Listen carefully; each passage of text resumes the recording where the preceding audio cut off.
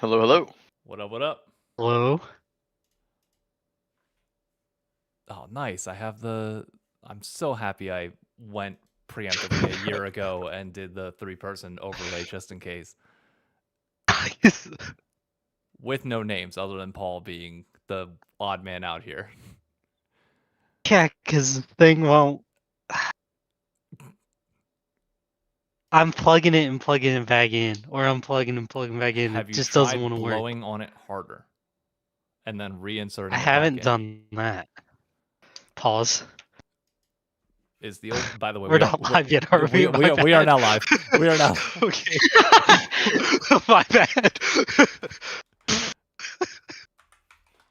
That's a pause in Indiana. That's a go on in New York. Oh man, how you doing, man?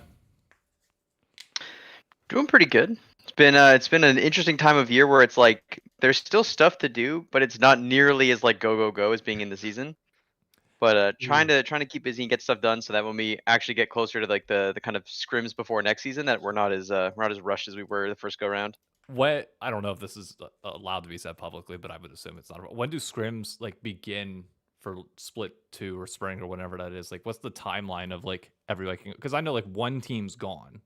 Well, actually, no more. I take that back. Yeah, More so one team's it gone, really but depends on like a team by team basis. Some folks will go to Korea, and then because they're going to Korea, they then take a break between like Korea and the start of scrim, so they might start a little later. And then the teams that don't go to this Korea is might start like allowed to be said three publicly. and a half ish weeks before the first round of matches, basically. But it really does depend team by team. It's like some people are like focused on like, oh, we might do a big content shoot, so like maybe that'll eat up a couple days, or like someone has like a family obligation. Sometimes with Korean players, you need to like go and do stuff to get released for military obligations and stuff. So it just kind of depends the circumstances of your team, but usually at least 2 to 3 weeks before the season starts. There's no way teams are going to Korea between lock-in and spring, right? Please tell me we're not. Oh God. Some might. Oh, please. Oh, you're already going between spring and summer whenever everybody else is going. Oh, what? Fine. You know, I give up. I give up. I don't know. All right. Welcome everybody to the Crossover Podcast. I know people are going to be trickling in because we just went live, so the number will increase as we go. But this is more of a start for the VOD viewers. I'm David. Below, you can't see him. That's Paul. His camera's still not working, and the camera that I promised I would ship him about like 4 months ago is still sitting right here. So I blame myself for this and nobody else. And then our guest for tonight, Jonathan, GM of, I noticed on YouTube it is now changed to Dig LCS. How you doing, man? Pretty good, pretty good. Happy to be here. I would say how's the season going, but that feels like an improper first question. So how's the year going so far? Yeah, I mean, obviously, slow start. I think the visa stuff really hit everyone hard. We just got hit like 1 week harder than everyone else, which happened to be the kind of like unfortunate break point where like you saw us bringing some subs in. But I think apart from that, like things have been good. It's just we were kind of battling time as like our greatest enemy for the entire season of like, we're here now, but like we don't have the benefit of having been here the whole time to then get the practice. So it's very much playing catch up the whole time when, we every weekend we had a match to play. So I think we're all in a good spot. Things are going pretty good, even though we had a little bit of a slow start. But excited for the rest of the year for sure. You say slow start. I say one FBI misplay away from from knocking out Team Liquid and playing this past week, or well, technically this week. Yeah, I mean, definitely entirely within the realm of possibilities. Obviously, like I think part of the reason why it kind of came down to like an FBI 1v9 game was because the circumstances that we had to play under of like not a ton of practice for our squad. Our head coach was doing remote coaching, which kind of slowed the process too, since he's kind of like a big piece of the the puzzle that we kind of put together for ourselves. But yeah, I think like if we had had more time, it would have been like a little more multifaceted of a way to get back in that game. We might have been able to fully deliver on the comeback win there. Paul, how you doing down there? It's hard to read you without a face to. I'm still trying to figure out my camera, but yeah, I mean, it can't be. You could be having a tough time. It can be worse. I promise you, as a Shopify fan, it can get so much worse. You could win absolutely nothing at all. I will say I was a little bit upset today that the LCS put out that pretty cool trailer or like teaser and like kind of mini replay file on DSG, and I go to Reddit, and all the comments are throwing Dig under the bus because the What original did I do, man? the original title of the video said the 2 rookies that are saving or that are reigniting the worst team in the LCS. And everybody's like, well, what about Dig? And I'm sitting there thinking, well, wait, what about Shopify? How did you guys get the designation? Despite, I mean, I get why, but I'm just saying, like, Oh, I know why. in the moment, I'm thinking, man, Shopify didn't catch any strays in this. That's sad. I think I found maybe exactly like 1 stray total in the entire like dialogue around the piece, because I think the video is really cool. It is. I think like anytime we can find opportunities to make these kinds of videos is sweet. I will say, like, to put on my hater hat for like, just a second here, they've won 2 BO3s, and we made them a 10-minute on the LCS main channel YouTube video. So like, I think it's really sweet. It's an awesome video, but like, if that's the bar, like, I'd love to see just a ton of content for everyone whenever there's like a momentary like capture the moment kind of streak going on. Like if someone hits 3 back-to-back BO3 wins when they weren't expected to in Spring Split, I want to see a video. Like I want to get the everyone hyped up when we're still in the middle of the split. Which I agree with. To be very clear, like 100%, like we should have like those types of videos. I can't speak for Pastry because obviously their quality standards are obviously a little bit higher. But like if you know the storyline by Sunday night, it's not a terribly difficult video to get out by Thursday. Like you interview the players, you get the storylines real quick, and then you cut and piece the various different V-roll footages together and like do your commentary that you want. Like we've seen on the Worlds front, we've seen them flip these trailers real quick. So on the LCS front, and it's the same writers, by the way, Manny, who like does everything. I'm not sure what his role is within the LCS now, other than like pre and post game, but I know he helps out is like the other half of Esports Garage, and then does like the Worlds, like the teaser trailers that everybody hypes up. So I know that they're used to a quick turnaround time. So I know that's also possible.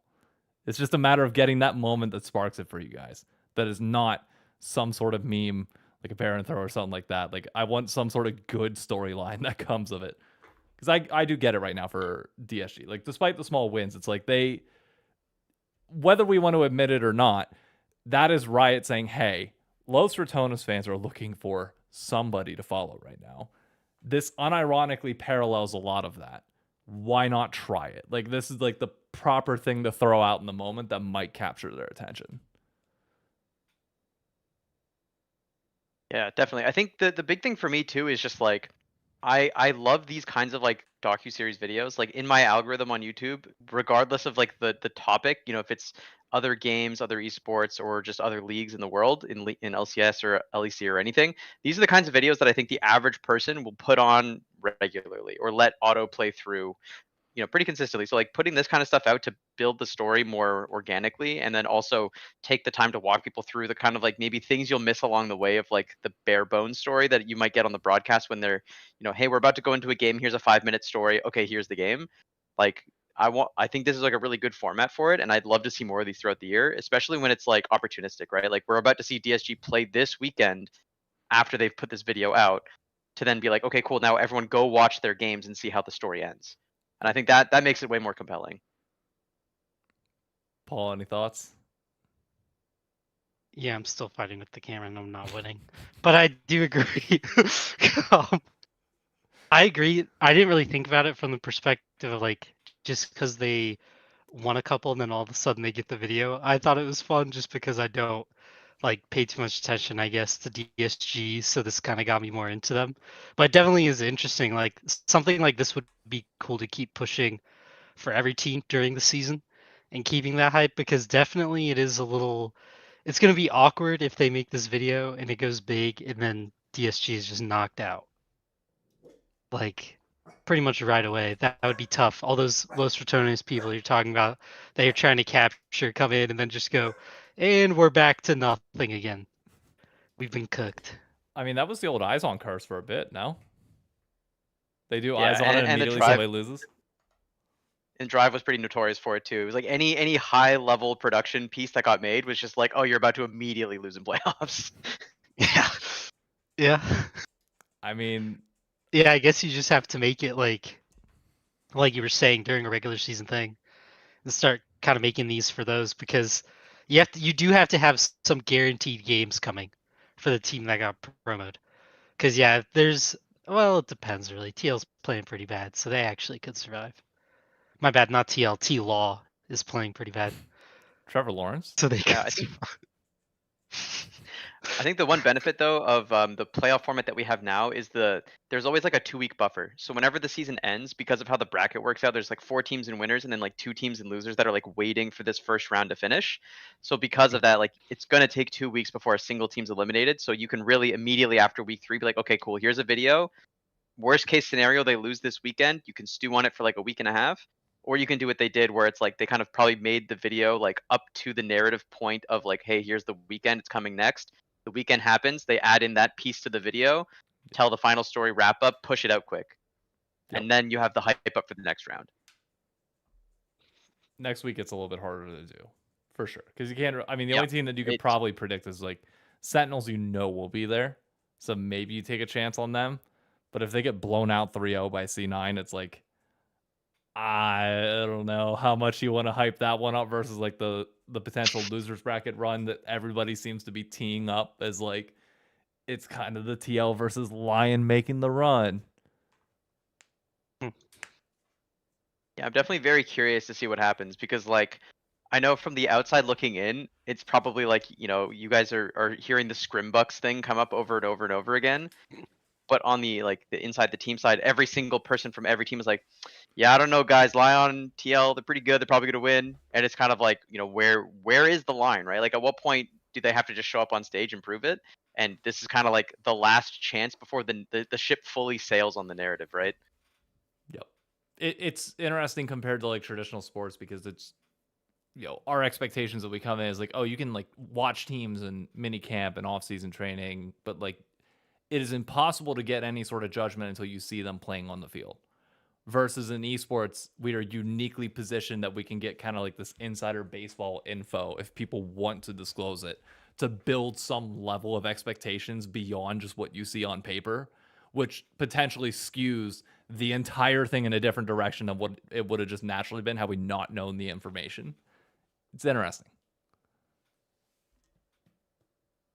Definitely. And I think it's really funny too because I can even give some like historic context. So on NRG back in 2023, and even on CLG, the kind of like 3 splits before that, we had like this notoriously terrible scrim win rate, like abysmal, like below 50 whole year, no exceptions. And on NRG, especially as we got like further in the season and like the weaker teams dropped out and our scrim opponent just kind of like kept leveling up, that number kept getting lower. Like it didn't get better, and then we kind of just like found our moment on stage and figured it out. But like we were still losing scrims and being challenged in scrims the whole way through. And it was kind of just we managed to take our lumps in a way where we were never like getting mad at each other like more than what we could easily recover in a conversation, Yeah. And that's what kind of got us there. And I think a lot of teams in the LCS are starting to kind of become that team where, lose all your scrims, but win on stage. And then it becomes this like, how can you actually assess how good this team is? Because they're 2 different teams functionally. I mean, you don't want to win all your scrims, no. It's not. I mean, it feels good. It doesn't help you necessarily, but it feels good. I think that's the unfortunate reality of it, right? I think if you focus too hard on it, you might learn the wrong lessons or risk not training yourself to take the lumps because like you're gonna lose stage games eventually. Like you can't be perfect forever. Eventually, someone's gonna get you with something, even if it's just like a first game crazy draft or something in Fearless. You're probably gonna lose, and if you're not mentally prepared and like trained on how to take that loss in a positive way or at least a neutral way, you don't want to have game 2 be a spillover from that first game. Paul, anything you want to dive into? I got a topic on the coaching side that I'll take us to if you after you go through whatever you want. No, you're good. You can do that one. All right. So the thing I wanted to ask you, because we're uniquely, it seems like Dig and some of the LCS staff is uniquely positioned to talk about the headlines around Fnatic this week. And I don't mean like them playing like shit on the Rift. Like I couldn't care less about that.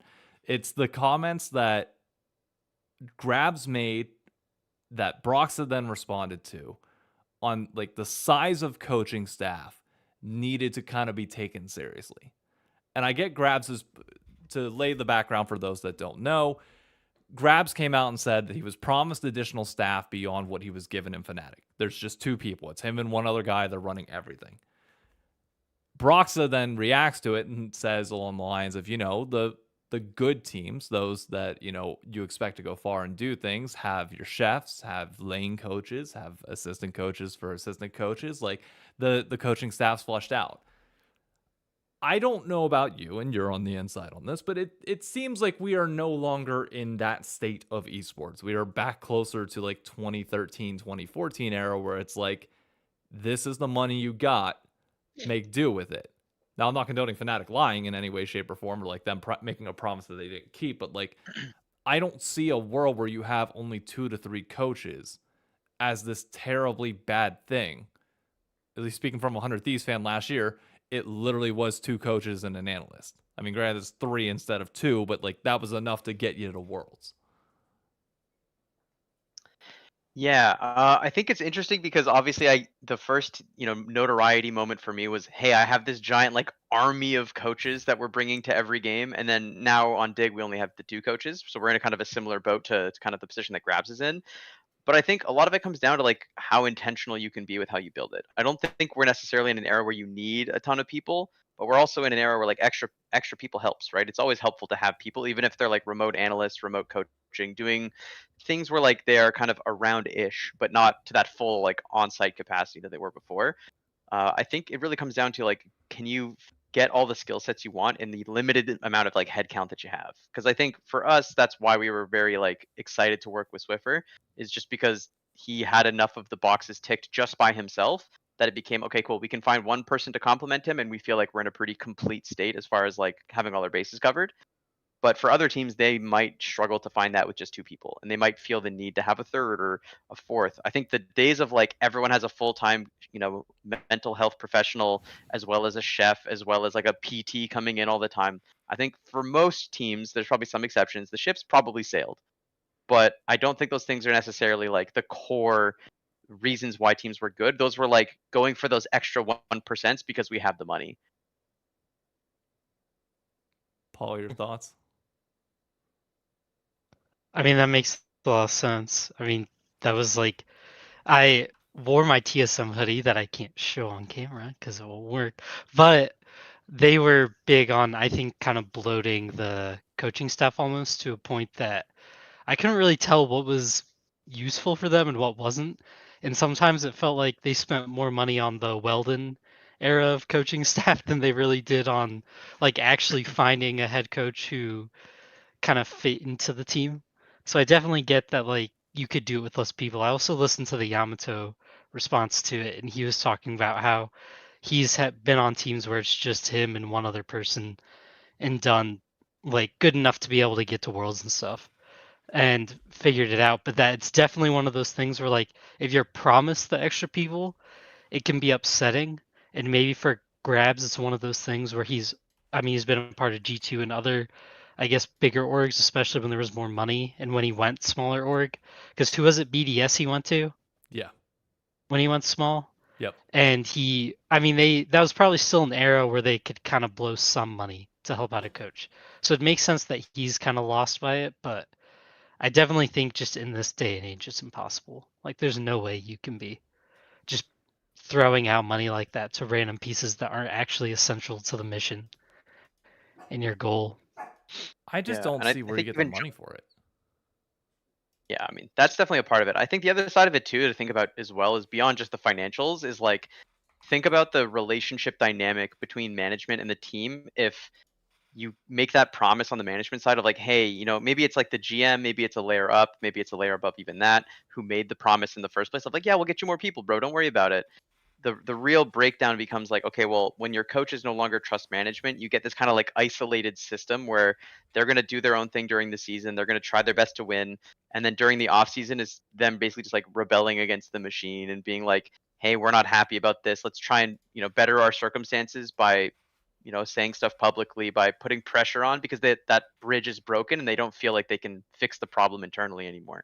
That's like the real, I think, indicator of where you kind of start to lose performance and you start to really struggle, is because that ultimately just kills your team culture, because it becomes like the team against the org instead of people working together in some more collaborative capacity. Which in this situation, Yeah, that given makes that a lot of sense. Fnatic's selling too, like it like the cards line up on that front. Like it's not. I don't And think.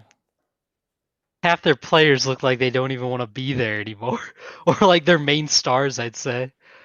Like I just don't think Razork.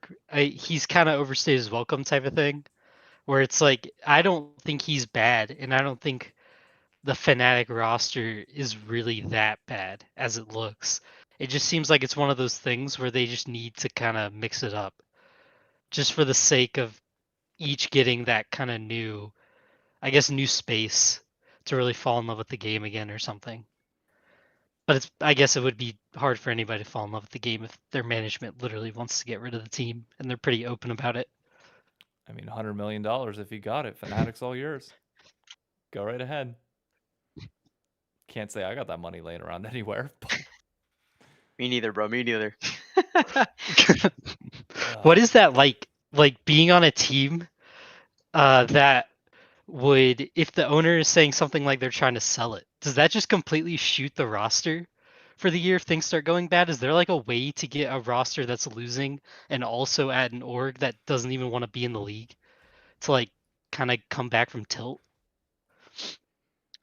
I feel like it's really hard because like I've definitely been on teams where like there's that kind of like animosity, even like at like lower levels of play, like tier 2 when I was first getting started, where there's like this very clear like there's us, the coaches, the analysts, the players all on our own team, and then there's like the owner that maybe isn't paying us as much as we think they should, or is like slow to get the payments out, or whatever other fake promises aren't being delivered, and it becomes this like rallying cry internally of like winning in spite of them. But I think the more you play out that kind of like game theory, the more you get to the point of like, oh, us winning is enabling them to keep doing this at our expense. Why should we even try? And that's, I think, the end game of it all, where you really get this like completely doomed across the board scenario where the team maybe wants to sell or just doesn't want to be putting anything into this. And the players also are just like, I'm showing up because I'm paid to show up, and I don't believe in the project anymore. And at that point, like no one can win. And that, I don't know if Fnatic's truly at that level yet, but I think like any team that gets to that point, that becomes like the fork in the road that you really have to make the right call to not, just take the easy path towards just complete like nihilism and apathy towards the whole process. So the Immortals view. Yeah, I think like even to a certain extent, like past iterations of the Dignitas roster, like once the split goes bad enough, that apathy becomes like an active thing that you have to manage. Otherwise, the players will just start being like, "Yep, showing up on the weekend to lose my games, and then I'll go take my off day, and then I'll lose in scrims for a week, go lose on stage again, take my off day, and then eventually I'll get to go to off season." And once you have that like loop established, it's a foregone conclusion you will lose, even if you put in like extra effort, you try harder, you make roster changes. Like you have to basically pull all of those weeds out to prevent that from just happening again. So, kind of on a related front to that, I've seen like most of the interviews from everybody across like Dignitas over the last like 3 months. Like, bluntly put, you guys are in charge of kind of a turnaround project. Because, like, being straight, the image of Dignitas is not great in the LCS. Like, I think with Immortals gone, everybody is kind of like looked now at you guys as the like, hey, like either give us something or get out type view. How, like, what is it like to try and turn that around? And through 3 months, where do you feel like you're at relative to where you want, or like where expectations were coming into the year? Like, I guess, what's the timeline of how you expected to go from one community perception to another? Yeah, I think the community perception is the slowest part of the process, because I think from a results perspective, we got really close to meeting our goal. Like obviously, if that game goes a little different versus TL, I think we meet our goal of just be in the playoff picture. But as far as the public perception, that's going to be a hard one, because that's a perception is built kind of over time and repetition and stuff like that. It only got to the point that it is now because of a lot of reps. So like even if we had beat TL and went to playoffs or something, I don't think that's going to completely erase everyone's opinion. It's going to be like, okay, you've earned 1 point out of, unknown amount of points that you need to earn to be able to like build, that fandom back up again. So I think from my perspective, at least, I would love to be able to get at least like not like a groundswell, but like a very organic like growth of fans that are like, hey, I like the way this team plays. I really liked following the tail end of the lock-in tournament. Like I kind of saw the trajectory. I got excited. They invest in Split 2. We show up to Split 2, win a couple games here and there, get people like, seeing the process happen, and then they buy into being like, you know what, I'm going to follow this and kind of invest some time in this and see what happens. And I think a lot of old, NRG fans are seeing, 3 out of 5 of the players and are like, oh, that's fun. I'm going to follow that because I have like, a past memory to positively associate with this. And then I think there's also going to forever probably be a large group of fans that are like anything that Dig does, I will just point and laugh at, even if it ends up being good, because that's just what is the social expectation of a lot of these orgs, and that's kind of the place that Immortals was in when they were kind of on the tail end of their time in the LCS, where no matter what they did, positive or negative or otherwise, like it was just an immediate like you're pulling fan aggro to just yell at you, even if it might have actually been a good thing. I guess my thing would be if you take results out of it, because obviously, like in an ideal world, you have good results in Split 2 that causes a little bit of that groundswell. My argument would be like those results are a complement of work done outside of the Rift. Yeah. Where like what are you guys planning on doing? In my opinion, that has to be different because you can't copy the formula that the other teams are doing because people naturally gravitate towards the bigger thing in number. You're fighting from the ground up.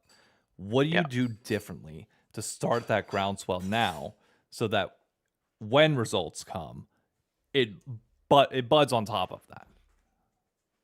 Yeah, and that's the hardest part, right? Because I think to a certain extent you're right that like everything's just gonna go to the top, right? Like everyone's gonna go watch every C9 documentary. If Lion wins their games, they're gonna watch all the Lion documentaries. It comes down to whoever's winning kind of gets the microphone to just scream out into the world and say whatever they want. So for us, I think it comes down to like being accessible for, podcasts like this, for doing smaller interviews, for doing, whatever thing that we can get in front of and kind of speak our piece to the world. But then also when we make our own content, we're putting it in a fun voice, we're making fun skits, we're doing things that like are a little off the beaten path, but not too unfamiliar, but with players that, are a little more familiar that people can actually resonate with by kind of going back to the previous memories they had with them. And I think some of the stuff we're looking for Split 2, for like our kind of excitement building pieces that are a little higher, quality than the smaller pieces we've been doing so far, are going to be very like, centric around like our players, our environment, as well as like some of the history that maybe people don't know about, to try and tell the story of our players more than like what the broadcast and like the past history of our players has been able to do. And hopefully that is something that kind of resonates with the community and gets people excited, as we're also, doing all these other media opportunities throughout the whole year. I think I can tell you. Oh, go ahead, Paul. No, I was just saying. I was agreeing. I was just going to say, as a fan so far of two teams that rarely got media time and would like as somebody that would cry for, the dive to talk about it more or for the narratives to just be up there.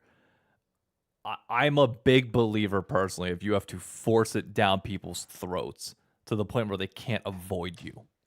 Maybe that's unique to like how I view content and the strategy behind it, but like I don't expect the dive and the Riot official products to like, even if you're doing something right, to ever give you as much airtime as you would want, just because the inherent biases that might be there and like the expectations, and like they're trying to predict what fans want, so naturally they're going to think the fans want the thing that drives more numbers.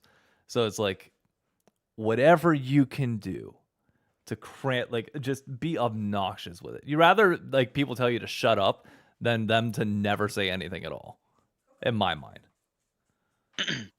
Yeah, I mean, I'd rather a bunch of fans passionately complain about the things I said on an interview than to never hear from me at all. So that's kind of my mind on it. I think the days of like build it and they will come is very much like over. You kind of have to go to where they are and just start kind of throwing it at them. Yeah.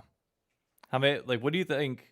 I mean, I know you're not like, you're obviously GM, you're not like head of content, but like, what do you think is like the minimum requirement to do that? I mean, I do have a good amount of say in the content that we do. I think it just makes it more organic that way anyway, since I kind of know the players that we have and how they'd fit. I think the struggle is like there is so limited amounts. There's a very limited amount of like channels that you can kind of use to get your voice out there. And if you don't have one internally already, like I think a lot of the YouTube and Twitter and those kinds of accounts built by like TL and C9, some of the bigger orgs over the years, kind of gives them like a little bit of a leg up. Even if the competitive results aren't good, they can always lean back of like, hey, we have this big distribution network that can get eyeballs on things really easily. So for orgs that are in our position or new orgs coming in like DSG, they have to leverage whatever they can leverage, right? So for me, it's I'm willing to just go on podcasts. I'm willing to talk to anyone anytime. I'm willing to like after an LCS game, if I had 5 press requests, I would say yes to all 5. So like I'm very much kind of built like that. So that's kind of our innate advantage. And I think we need to just use those innate advantages we have. Obviously, we don't all have a disguised host who can just kind of speak our message out to the world, easily on his stream. So we have to be creative. We have to be out there. And then I think going into this next split, we also need to be kind of leveling up our content that we're filming. And now that we have all the players here, we can start to film a bunch of it ahead of time so that it's less, time constrained. And then also, if there's something cool that happens in the moment, we can start to just react more accordingly. Who do you guys have co-streaming? I know you made an announcement on that after like week 1. Yeah, so Viper's our co-streamer. So I think he's been watching all the games, and it's I think really funny for him because he's obviously been still playing solo queue, super high ranked. So he sees all of our guys in solo queue and plays against them all the time, sees them all the time, and then also now on the weekend gets to watch all the games, and he's also co-streaming all the games, not just ours. Does he put the highlights up on his YouTube channel? I believe so, but we're also definitely going to look through and see if there's any cool moments worth highlighting on our channel as well. I was gonna say if personal recommendation, get he can keep every game on his channel, but the dig game, put the dig game on your YouTube channel. That way you because my biggest thing, I was looking at your channel now, and this year you guys have like the intro video that you had to start off the year, and then you have obviously whenever FPI and everybody comes in and like you announce that the roster is fully there. You need some sort of hub each week that people can go to and just talk about it, which obviously like Reddit's kind of died down a little bit in terms of its relevancy and it's harder to build that up. Discord, sure, but like providing your own YouTube highlights, even though I know there's like a bunch of people out there that put their shit out, like just having that hub gives people at least something to come to each and every week. And I mean, like it's small, but it makes a big difference. Yeah, that's something that I'm definitely going to be looking into for the next split now that we kind of like have our bearings a little more, because I think to give a little peek behind the curtain, it's very much like me trying to run as much of the show as possible on the dig side. So we have a lot of folks that handle a lot of different things internally on all these different games that we have. And I'm basically like the ringleader of the League of Legends circus that we got going on. So it took a little bit of time for me to like, dealing with all the people coming and going, the visas and all this extra like stuff on my plate. Now that it's off, it's like, okay, how do we get content? How do we get recurring stuff? How do we do stuff, more proactively than we did before? Because it was very much like, I'll be real, a lot of lock-in was just us trying to keep the wheels, on the car as we were driving it basically. Or even fix the wheel as it's going. Yeah, I mean, we lost a couple wheels along the way, but we managed to get them back on before the hub hit the floor. I mean, that sounds fair. There was so many teams with visa problems this year. I was kind of like, man, lock-in might just be one of those things that we toss up. Now that I've watched it all play out, I do think we should just toss lock-in up as something that doesn't really matter, because Shut up. It would benefit me greatly if we just pretended like it didn't count. Says the Fairweather KC fan that's going to sit here and claim that that's his team for them being number 1 in Europe right now. All right. They are looking clean though, bro. Well, there is a little nugget of truth on the whole. Like, I think lock-in is really cool, and it's a really great way to get like a first impression of teams. But I don't want anyone doing the thing that we kind of historically did of like, back when we were in like the 2-split system, it'd be like week 1 if you win the game, like, oh my god, they're gonna go on a generational run, they're gonna win it all. How did they do this? And then you get to like week 5, 6, and things have kind of stabilized. The full round robin's almost over, and you kind of see where the pecking order is. And then you realize, oh no, I was like completely wrong. Like it's just not that at all. So I think for lock-in, it gives this interesting in between where we don't get to see everyone versus everyone. And so based on just the circumstance of how the Swiss how it just randomizes out, you're gonna get a very unique narrative. Because I think one team underperforming in one best of 3 can basically be a kingmaker. But you never know which one was a kingmaker moment and which one was actually the team that won being the better team potentially for the rest of the year, and you won't know that until they play each other again, probably not till split 2. Other than C9, who I'm building up as a Goliath at this point. Oh, Yeah, honestly, I'm down to ship it. C9's gonna win everything forever. Nothing bad will ever happen. Wow. wow, he Worked. fixed it. He got it. His camera's on. I didn't fix anything, it just turned on. I will never know. No, look, I'm trying to hide. Like, C9 fans can get pissy with me all they want, but they know exactly what I'm doing, which is like I am just trying to build them up so fucking high so that when it falls, oh, we just get to watch the shit hit the fan on the way down. Which I know a lot of people don't want.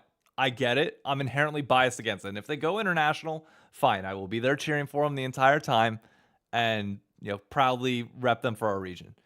But I will be preying on their downfall the entire time, all the way up until that point.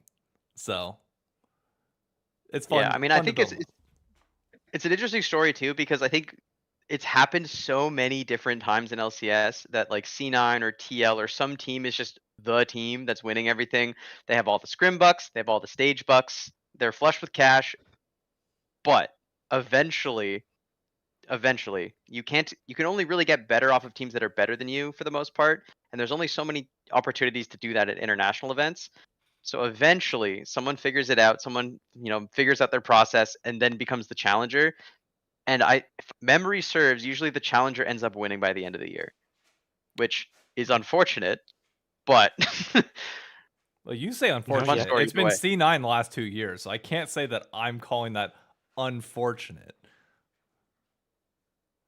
What are you gonna do? I think. Yeah, I was gonna say that's nice to me. What's interesting, I guess, is like from a narrative perspective, right? Because in Europe they kind of have the reverse, right? Where it's like G2 in regular season versus like G2 in playoffs are like completely different beasts. And for so long, G2 would be.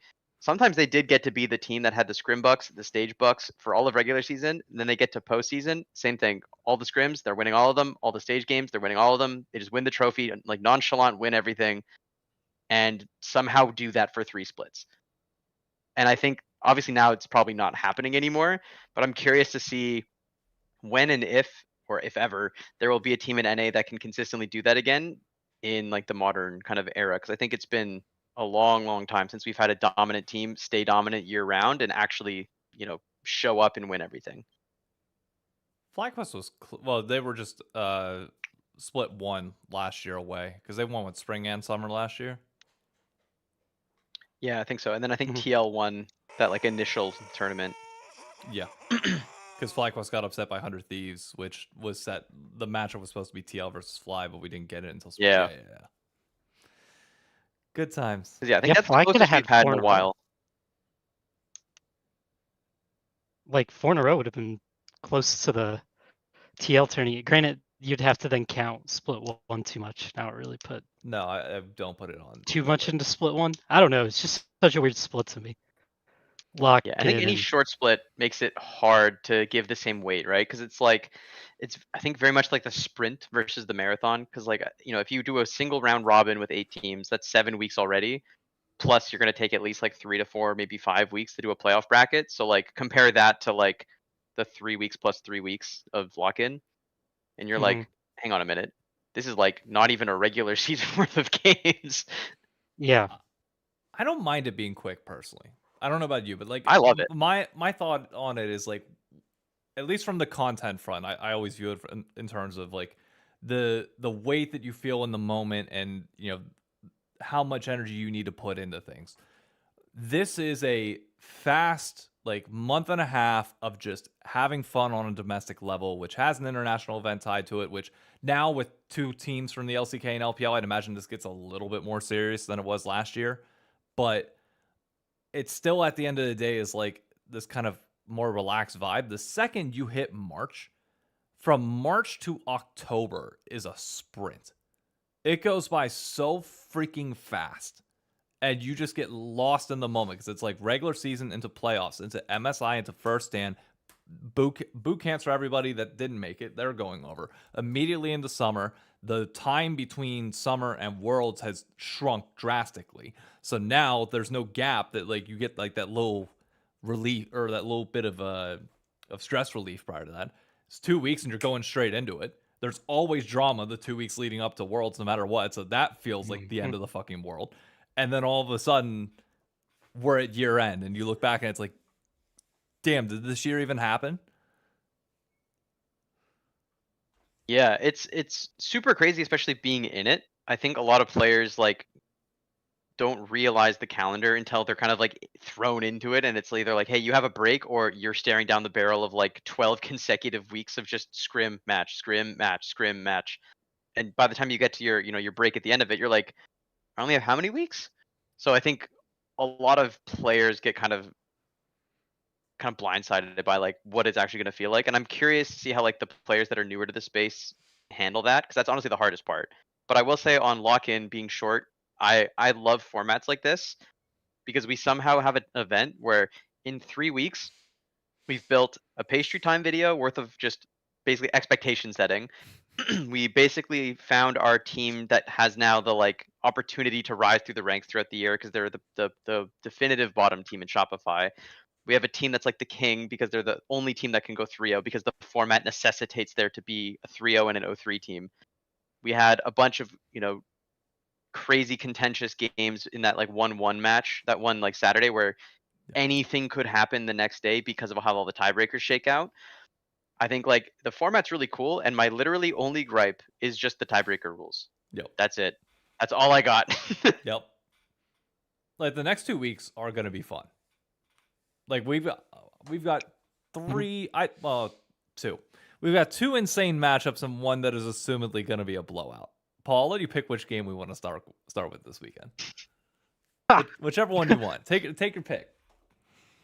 I assume your blowout game is C9 Sen. Yeah, I mean, we don't even need to talk about it if we don't want to. Like, no disrespect towards Sen, but like, Is there like an angle for Sen? I don't think so, Like- man. Do they have any angle that's like, what do they do Hamba. that's Your supposed goal- to help them win? your goal is Hambach is genuinely on the level of Labber, if not more, and can like just beat him at those scuttle crab fights. Like that's the only thing that I could think of, because you're not getting an advantage in mid, you're not getting an advantage in bot, you're not getting an advantage in top. Where are you gonna win? Yeah, from? everyone was going crazy on Rahel, but this week he looked tough, to be honest. It was the wasn't Huhi like show. Yeah, Rahel wasn't like awful, I guess, but he was so far behind almost every game. It kind of made me go, man, these guys are cooked. Like they're winning in spite of ADC. That is not good for next week.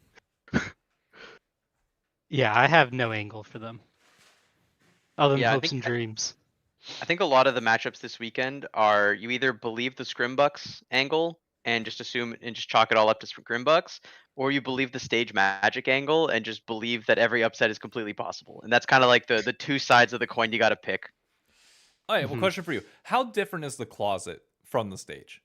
Like, is it enough of a difference that we will like be able to see teams who have performed well in the last three notably look different this week because there's a crowd? Yeah, I mean, there's definitely some difference. There's like a simulated crowd noise if you're in the closet. So when you walk in initially and you're doing like your setup before anything is super serious, right? Like you're just plugging in your mouse and keyboard, making sure everything works, getting water bottles and stuff to all the different setups. The crowd noise is off and it's like very quiet. It's production room. It's very different vibe. Whereas like the instant you walk on the stage, even if there's like 20 fans in the audience, they're screaming immediately. So even just like Whoa. the setup and Bro. the minutia before the game, really different. Why are we not I want that bumping turned up. music? Like, I don't know.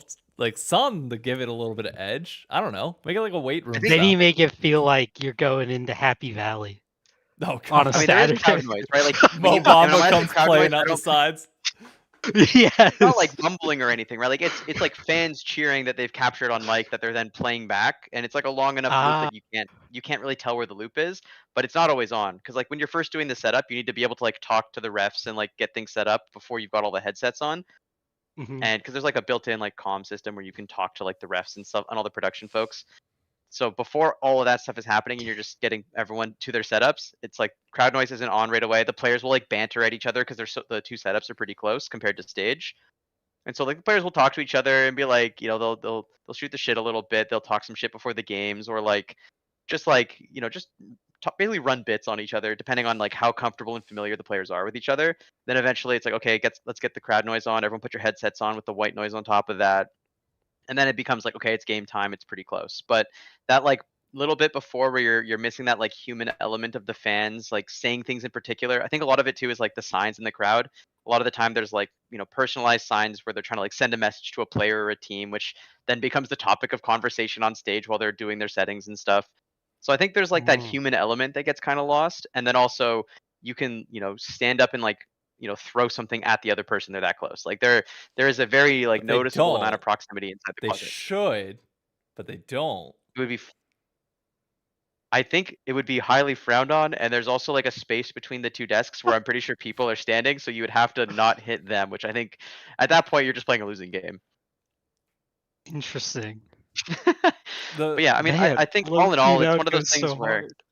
it's one of those things, right, where like there's always going to be a difference, right? Like the lack of just people in the crowd cheering whenever something cool Mhm. happens, because like the fan noise is very like consistent, right? It's like constant rah rah rah. It's not like you know low rumbles, and then screaming when something cool happens, right? Like the second someone gets caught on Mhm. a side lane, like that noise kind of like jumps up, and so you can always kind of tell like, oh, something has happened or is about to happen because the crowd has like started screaming. Because there's always built-in delay, but you can kind of tell like if you're in a long team fight, the crowd is going to kind of get energized with the fight, which is just it can't happen in the other setup.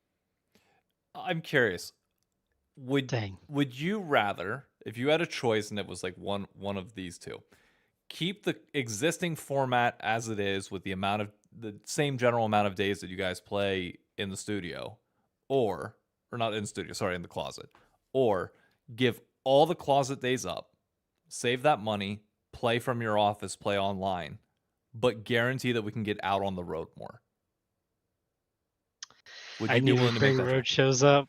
I Yeah, I mean, I know you're the road. well, I know you're the Ryan, road show guy. we still haven't gotten the fucking date for the other road show yet. So anytime they want to announce that, it'd be Yo, much appreciated.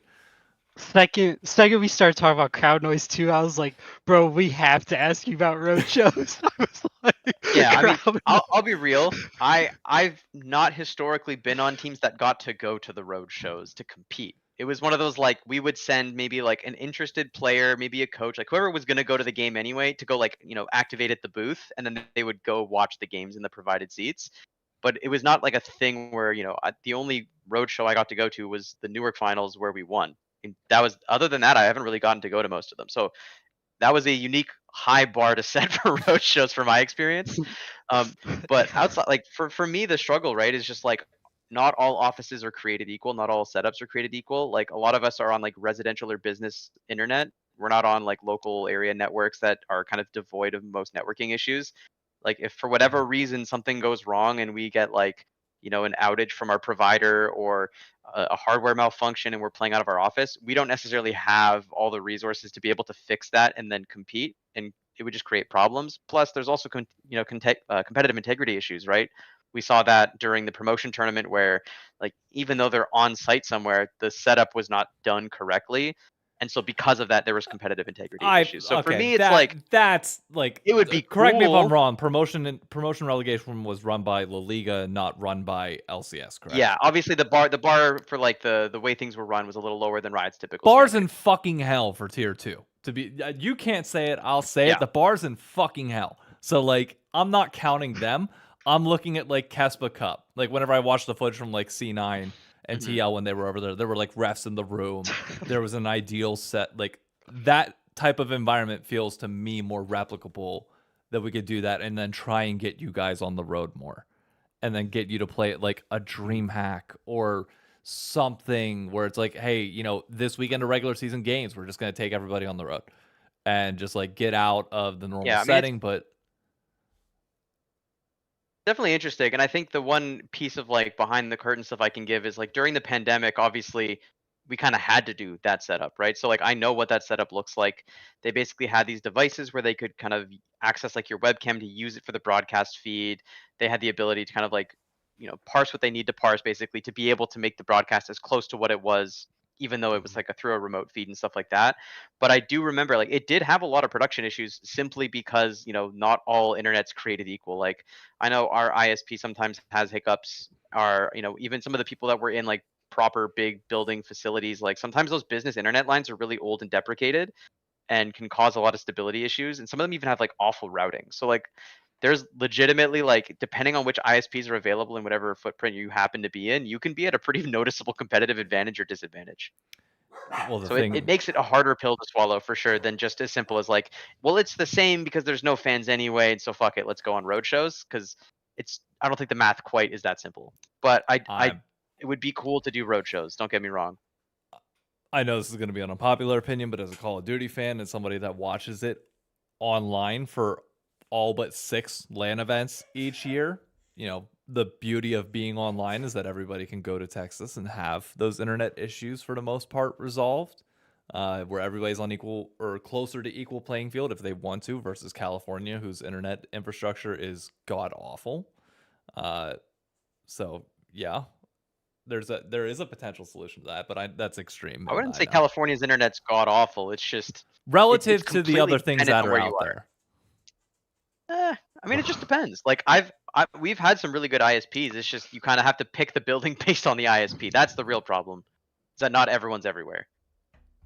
Fair enough. How close is it to Gary, Indiana's? Yes. I will say, dude, there's some Midwest cities that are just like completely fiber optic, like out of their gourd for no reason, and like I don't know why there's not more esports in those cities, man. No, my town, it makes no sense. I'm in a 10,000 person town in Indiana, and we're like fiber optic out for no reason. Like you can Yeah, get I know. fiber anywhere here, even in like the rural houses, That one of those that are spots like where they did like the 3 Google Fiber like blueprint where they're like, hey, we're gonna pick a random small town and we're just gonna Google Fiber everything top to bottom and make it super cheap and see what happens. We didn't get that, but there was a town like I think it's an hour from me that did get picked for that, and it's crazy awesome for them. They all love Yeah, it. it's Ours nuts. is AT&T and like all those. But no, I say Gary because Dave has this like running gag that he wants the LCS to move to Gary, That's not Indiana. dude. It was a 'cause Reddit it's post. more. It was a Reddit post No, back yeah, when. my bad. That you keep pushing because it makes us more competitive. Because there's nothing to do in Gary, Indiana, so You got but no play choice. League. Yeah, you're either Yeah. you're gonna play League, drink, or that's about it. Like you Yeah. ain't living in the thrills of LA. I can tell you that much. December through or January through March hits, your ass is staying inside playing games. You ain't going outside and enjoying the summer. You want the beach? You'll get Lake Michigan with broken glass, bud, and you'll like it. As someone who spent a lot of time around Lake Ontario, I feel the pain. Fair. I will say, unironically, Far Rockaway for us, for like a New York City beach, is actually not bad. Like, I'm not gonna sit here and tell you that it's phenomenal, but like, relatively speaking, it's not bad. Yeah, there's water there. That's cool. There's water. The vibes are good. We're telling this to an LA guy. I'm from Vancouver, dude. The bar's even like the bar wasn't even LA. Like I got a higher one, bro. Oh, that's And I don't fair. even like the Okay. beach. Okay. That's even more fair. Oh god. We have to get those roadshows though would go so hard. My hot take one that people hated way more than I thought they would was I was saying, bro, at this point, come to like Midwest high school gyms for basketball. You can throw some crazy games Oh, in dude, it'd be those. so much fun.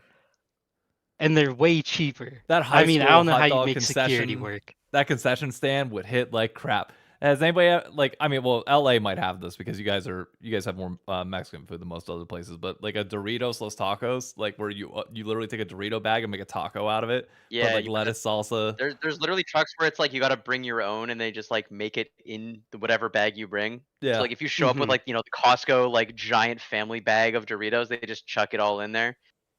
It's awesome. Oh, the Swedish fish. I will say, funny, somewhat related story. We were going for a walk, and we found it was me, Photon, and Ignar. So we stumbled across a like street taco place in LA. They had never had street tacos ever. and we decided to get bold and try it out, and they loved it. So all I'm Good. saying, Oh, Good. Finally. If I okay. swear to God, if I see another like esports event come like travel and the first word I hear out of everybody's mouth is, "Hey, what KBBQ place are we going to?" I'm going to blow a gasket. I swear to Mhm. fucking God. Try the local cuisine. If you're in Miami, don't go to KBBQ. Try something native to yeah, Miami. Like if go get some like cubanos or something, yeah. like Like, Yes. come on. If you're in Texas, you should be going to barbecue. If you're in North Carolina, you should like there's it's like I will say, as somebody who's a bit of a foodie, I think a lot of it comes down to people don't know what's out there in the cities that they're in. I think the message hasn't been broadcast far enough to know what's actually good in certain places, and you kind of just have to be willing to try. And if it sucks, it sucks. And so for us, we just kind of like went to one. We were hungry. It was right there on the street as we were walking by it, and we're like, "Hey, look, it's $2 for a taco. That's pretty good." And we just started getting stuff. that's Okay. that's been a point of contention, by the way, over the last 2 days on New York City Twitter that I found myself in. Of people out in LA are just like, oh, our tacos are better than New York. And every New Yorker's like, no shit, you border Mexico. What the fuck do you want? Like, what do you think? Like, we're gonna do every other ethnic food better than you, but you are gonna do the one that you were closest to better. No shit. Who would have guessed? And even then, our tacos ain't that bad.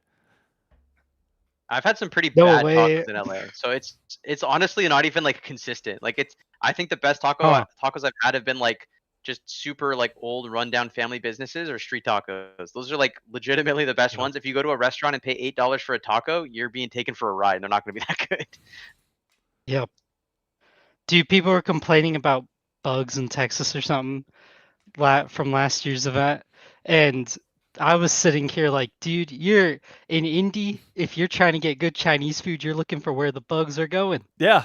I don't know what you're talking about, bro. I was like, bugs are a sign of good food. They're all like, oh, there were bugs out in the parking lot in front of this place. I was like, all right, that place has to be at least half decent at Yep. making food. Pretty much what you're doing. But it is like the hold wall style, probably bad Google reviews because your average human being who goes there is like, yo, bro, this was way too like authentic and it was too much. All right. At the risk of tangenting even further, have you guys heard about the 3.5 star theory? That No. the 5 star is fake What because is they were getting this? like paid for the reviews, whereas the 3 star, the locals will downplay the rating to try and keep it off of other people's radar. So this was specific to Chinese food, like Chinese American food. Oh yeah, Is yeah. Okay. the service expectation for a lot of people is like kind of weirdly out of whack, where they expect like a full-time server Mm. to serve them at every restaurant they go to, no matter what. So Hmm. immediately, if you're like a family mom and pop restaurant, you're just immediately getting a 4 at best.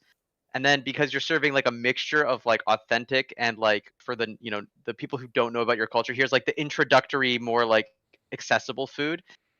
Because of that, if someone stumbles into the wrong half of the menu and orders something a little a little too bold or something they haven't tried before, where they're not necessarily going to get what they want, they're gonna be like, oh, I didn't like this thing that I didn't know what I was getting, and I just picked it randomly. 2 stars, and eventually mixing all of that together with like probably like their kid like helping translate or something, or like the 12-year-old taking orders at the register, like any combination of those things. The sign that it's actually a great restaurant is that it averages out at 3.5. If Yep. it's above that, it means it's kind of like appealing to the crowd of like the average person, and it's not actually that authentic or good, or maybe the not that good, and it's just appealing to the yuppies of the world. But if it's below a 3.5, it's maybe a little too dingy, and it's maybe not worth it. But that like butter zone, right at 3.5, is where you find the good stuff.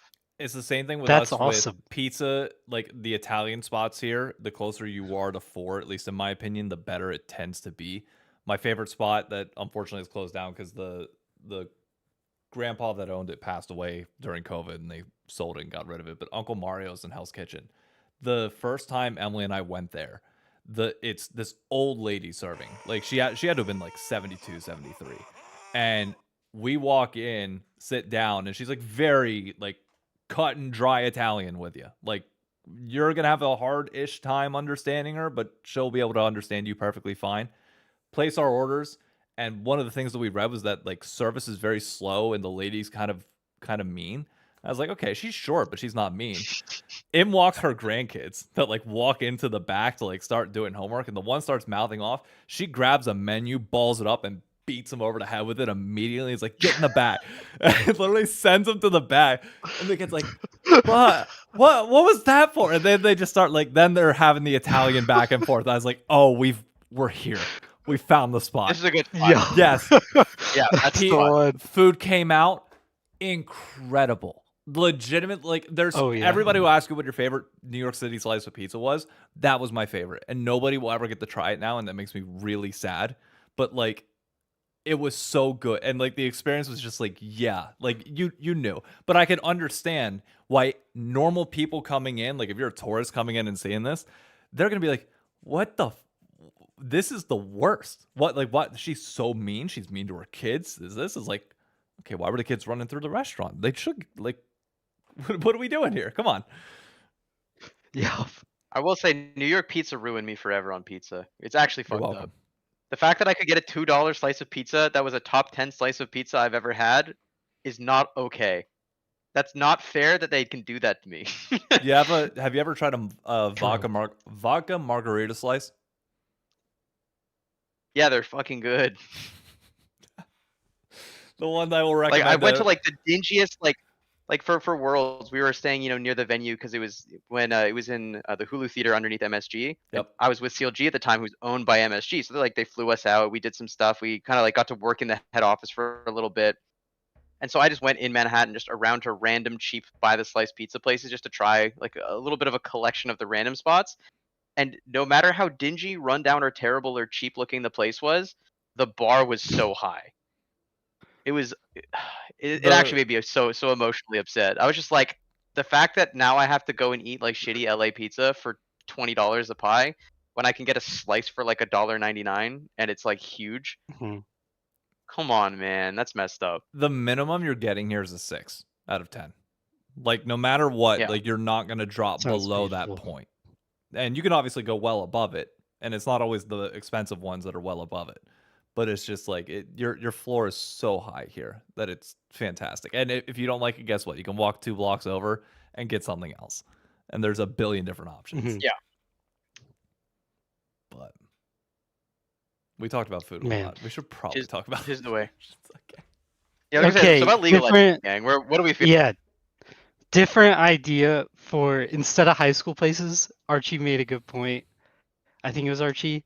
He said it should be colleges.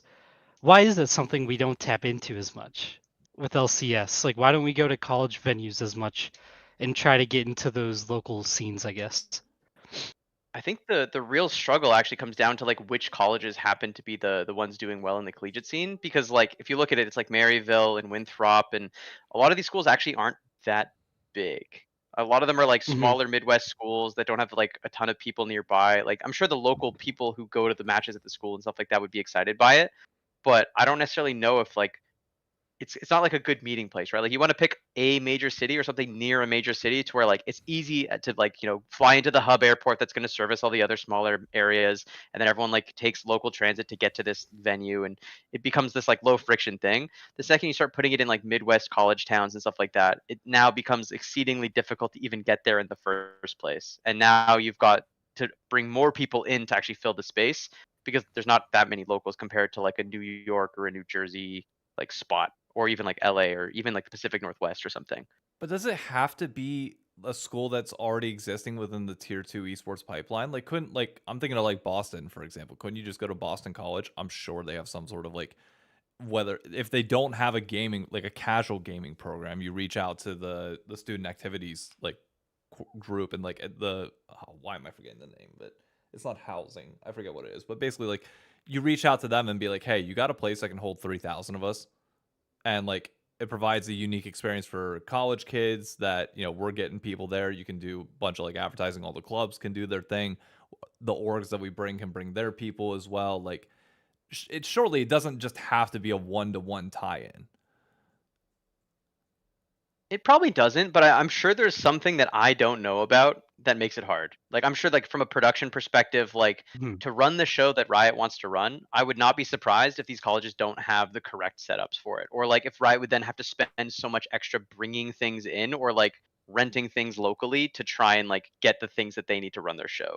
So I know like I've seen some of the giant like boxes and stuff they have to put together at the studio when they go to events, and like it's a lot of stuff they got to ship around that they they can't feasibly find necessarily in like the markets they're going to all the time. So I wouldn't be surprised if it was just something like that from like a logistics perspective. I'm gonna say this because it Like, echoes. my only Oh god, no, go ahead, Paul. Well, I was just wondering about Maryville the most because I didn't know this till I did telecom tower inspections. Maryville's just in St. Louis. Like, that is a pretty big city for what we have in the Midwest. And I mean, it's 2.8 million, like ish metro type, maybe 2.5. I don't know. Knox might know the exact, but it would definitely be big enough, I feel like, to sell out a 3K arena if the event hit. I know Maryville, like the school, isn't probably big enough itself, but it would at least have the supplemental people, I feel like, if they tied in with them. Are there two Maryvilles? Because I thought Maryville was in like Missouri. Yeah, Missouri, St. Louis, Missouri. Yeah. Yeah, Not it a- might not a be gamer somewhere moment. farther out in Missouri. Are there two of them? Like, Yeah, I is think there I another like Maryville Googled it in just the now. two There's a Maryville campuses? College and a Maryville University, and one of them's in Tennessee and the other one is in Missouri. Maryville College is in Tennessee, right? Oh, are we using Maryville College? No, we're Maryville Yeah, 'cause University. the one in because I'm thinking like the esports Maryville is the one that's not in Tennessee. Yeah, it's the one in St. Louis. Yeah, in that's the Missouri. one in St. Louis, right? Yeah, I thought we were talking about using the one in Tennessee. That's my bad. Oh, no, I'm talking about, yeah, Maryville. Like, that one, I was kind of shocked to see it was there. And I was just wondering, like, Hmm. I feel like that is a decently big market you could tap into if they did an event tied with them, like a roadshow or something. I know it's probably tougher, but To be or clear, the roadshows have their reasons. the bullshit reason that Riot will give that Arnold called out on the LCK side is like there's a production standard that has to be hit. And the reality is a self-imposed restriction that Riot's putting on themselves that they need to maintain a specific quality, when the reality is you can let the atmosphere do the majority of the heavy lifting.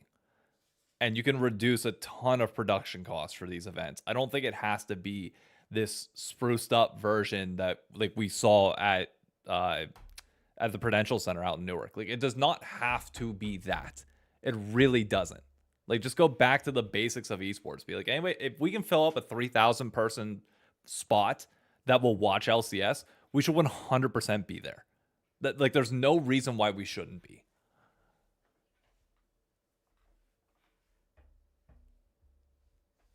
Yeah, I mean, it's a tough thing, right? Of like, there are restrictions and like minimum standards, which helps attract like those bigger sponsors. But then you have to then ask the question of like, okay, but if it attracts a bigger sponsor, then is it worth spending the money that we're getting from the sponsor to then just run bigger shows? I think time will kind of tell when it's time to start being willing to lower the bar for smaller things. Like if we did a lock-in roadshow for the finals, when it's like a lower stakes event, it matters a lot less. I feel like that would feel like a good testing ground for this kind of thing, to be like, can we run a show in the Midwest on a lower budget and have it be good enough that we feel happy about it, and then keep all of the like MSI and Worlds qualifying events in big theaters in major metropolitan areas. Like I think that would be a cool like place to start. The downside is I think you have to do event like venue scouting like a year out or something like that. Oh, especially for 100, these bigger yeah. venues. 100%. Which right now we're not on track to do in any capacity. And what was I gonna say? Yeah. I was gonna add something to that I was forgetting about. Was it lock in? I forget. It's blank. It'll eventually come back to me. Possibly. I don't know. Yeah, really what started my whole Maryville thing was while I was driving on their campus, I saw they were advertising this big old hockey thing they made, and it was like a 2,000 seat arena. They were calling it this multi-sport thing. And I was like, dude, because in my head I was like, Maryville's good at League. Like, is this not the perfect place to do something like quick off the cuff at a college that supports League or esports in some way? Like, this would be the spot, but I get Riot is gonna have all their rules and it makes it hard. Oh, that's It's just our dream, and we love pushing roadshows on this pod. We want like them the number so one bad. thing. We want them to go. It's been 4 or 5 years now of us just preaching this, so it's good. And the point I We was going want to it bring up so that I bad. finally remembered is when do we hit that point? I would argue we're there, because like I'm saving this for its own video and I don't want to tweet it out, but I'll bring it up here because we're in a longer form setting and talk about it. Viewership is not good right now. Like, it's just not. Like, week over week viewership, and let me pull up my number just so that I'm not completely speaking out of my ass and like fabricating this in any way, shape, or form. I've been tracking esports charts number every week so that you could back into the prior week's viewership, since they only do like the total airtime and the hours watched. But if you constantly check it, you can benchmark it. And this past week for playoffs, granted the C9 series was a stomp, but still the average viewership was 74,000 people. Total average viewership puts us at 78,000, which is the second lowest only to summer 2023 when we were at weekdays. So I would personally argue with those numbers, we're at that point that you have to. Like, you have to lower standards pretty heavily. Yeah, I mean it's also one of those things you have to ask, right? Of like, what are things that will get people watching again, and what is the cost of doing those things? And that becomes like the new priority that now, like, Mark and other folks at Riot are going to have to like do the calculus on. Because I don't think it's as simple as like, if we did a roadshow, the number would go up. Like, there's more on the product side to be done. There's more on the scheduling side to be done.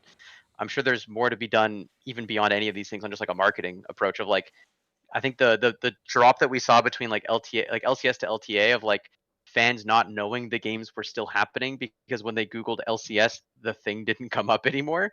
I think like those people that you just kind of miss are people that are hard to get back when they spent a whole year maybe not necessarily engaging with the product. So I think like even from a marketing perspective, I'd love to see like what the solution is for getting everyone to come back.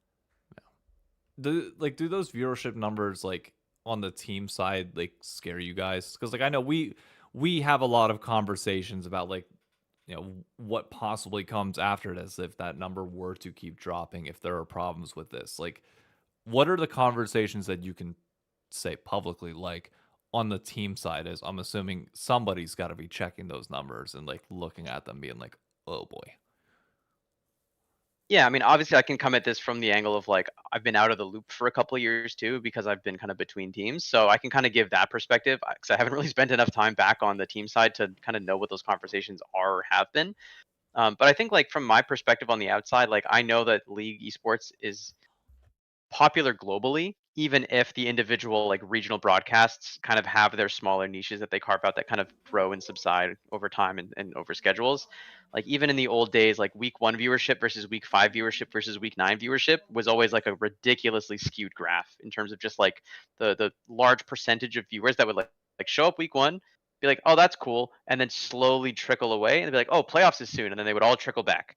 So like I know the kind of ebb and flow of viewership is pretty crazy for League Esports, and my hope throughout years like this is like we show a good proof of concept with this lock-in thing, the return to LCS, bringing in a group like Sentinels. Like there's a lot of things to get people excited about, and now it's just a matter of like get the message to the people, and we get to actually build it and they will come kind of approach to things, because realistically this is kind of the most LCS split we've had in a while because there's all these upsets. It's super crazy. There's lots of fun narratives, Mhm. lots of shit talk behind the scenes. Like I think this is like not to reference too much back to the Pastry Time video about DSG, but like this DSG like kind of event that's been going on, it feels like a cool old return to form of like the young guns upsetting and doing cool stuff, and just anyone can win on any given day, so you better tune in. And I think that's the kind of like sport event that gets people excited.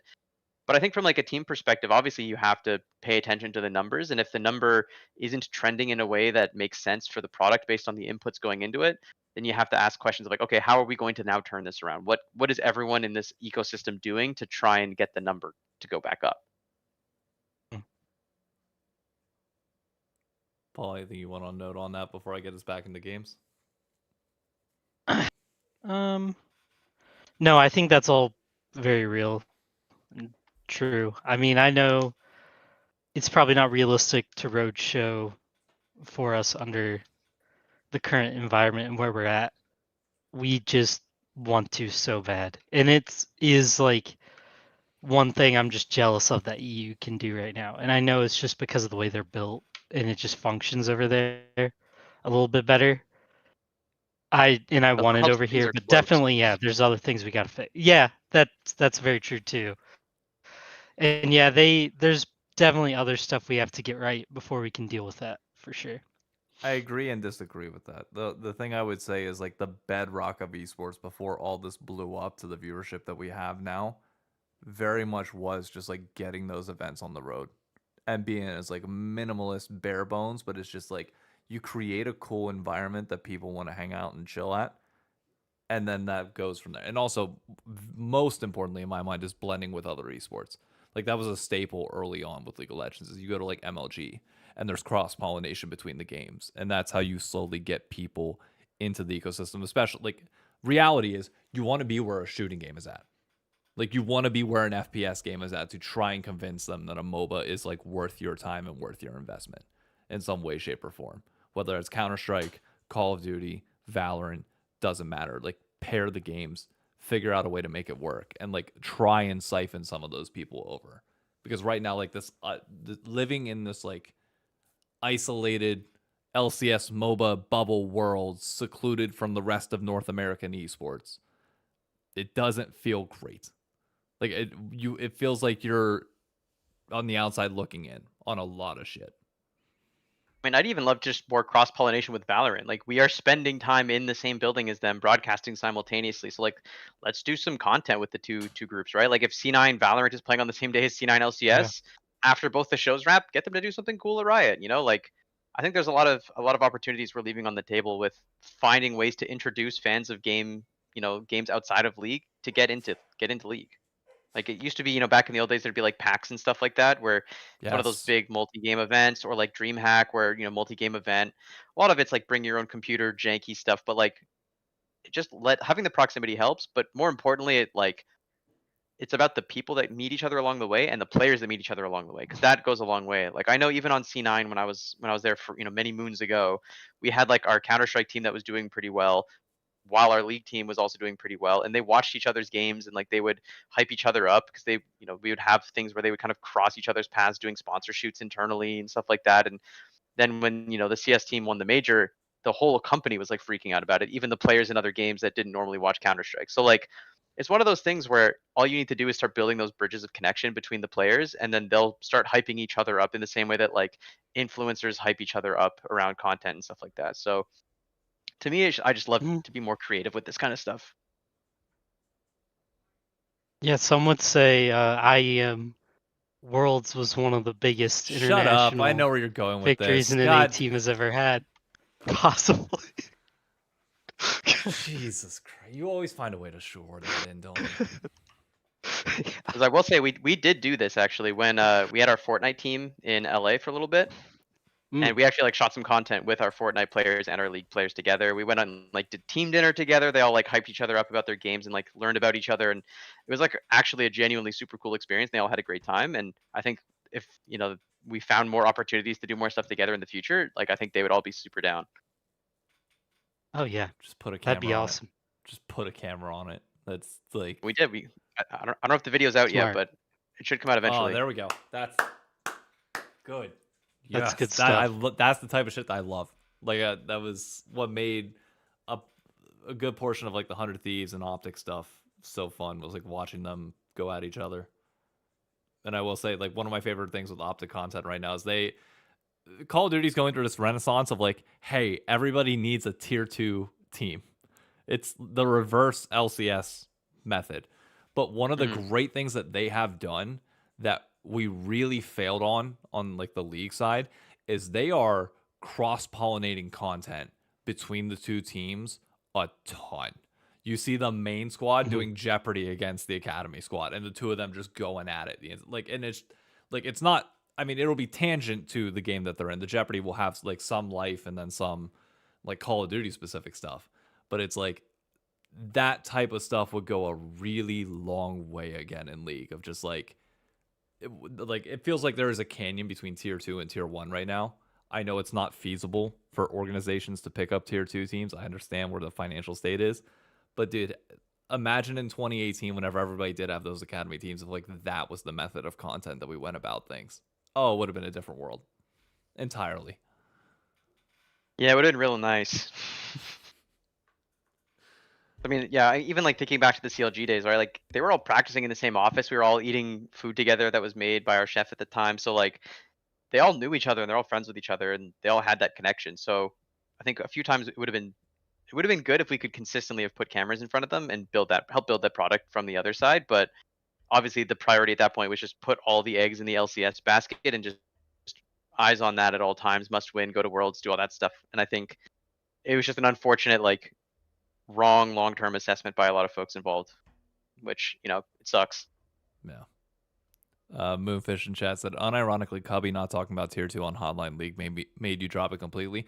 Well, the good thing for you is that you didn't drop it because it hasn't happened yet. So there's nothing to drop. There's still time. There's still time. You can tune in March eventually. At some point. It will begin. It Open will begin. qualifiers are this weekend, I Big. think. If I'm not mistaken, I think they start this weekend for that Yeah, one slot because Luminosity's not in it. Yeah, the surprise. Hey, there's an extra spot, by the way. Everyone get in. Classic. Yeah. If it wasn't near airport dropping out or who's it going to be next split? The world may never know. Okay, I want to get us back on track because we've already been back on track. We've been an hour and 20 minutes and just gone all over. That's how it always happens here. That's just the way it goes. We briefly talked about C9 Sentinels. Established that there's really not much to say on that. Pick your poison on which match we want to go to next. All right, let's talk DSGTL. All right, who you got and why? Do you think there's hope? Do I think there's Okay, hope? Yeah. I'll give you my thoughts. Because my thought is, obviously, TL was in a bad way the past weekend. I think, well, the past weekend that they played. So they were in a bad way. And the question all of us have to, see if they can answer is, how much of that was like the kind of behind the scenes things not working out versus the like, there is some translation error between whatever is going well in scrims and whatever's going wrong on stage. Because for me, I think that they were playing scared against us pretty bad. Which I think is them being like, afraid to lose, not pushing to win kind of thing. So I'm curious to see like, can they actually show up and play like they used to, where they were super confident and would be like super assertive on the game. So I think that was like their main strength before. I just think there's a history dating back to the earliest time that I can remember this was 2021 100 Thieves. Because that was the last time, I think 2020, I don't remember if there was a 2-week break because the formats had just changed at that point. But teams that went on these extended breaks did come back looking cleaner. Like that extra time helped clean up a lot. And I understand that TL is in the unique position where it's like, this is not something you can necessarily work on explicitly over the course of those 2 weeks. You will only get to know whether you can play that aggressive style on stage again once you actually get back on stage. But it just feels like that should have been enough time for them to be able to address it and come out with at least marginally better form that should help them secure it over DSG. And then the ball gets rolling from there. Like, you need a confidence boosting win. And once that happens, I mean, we saw it with Los Ratonas, where it's like, okay, they look down and out for the count. They get a single win, and then everything from there starts clicking. So in my opinion, I think TL with the time off does bounce back. If we want to see anybody contend against Cloud9, I think we need either Lion or TL to come out, have that bounce back, and then really ramp up quick. Otherwise, I think it's just going to be a C9 stomp to close out the year or close out the split. So it's more me narratively driving that both of them will bounce back and do that. I don't know about you, Paul.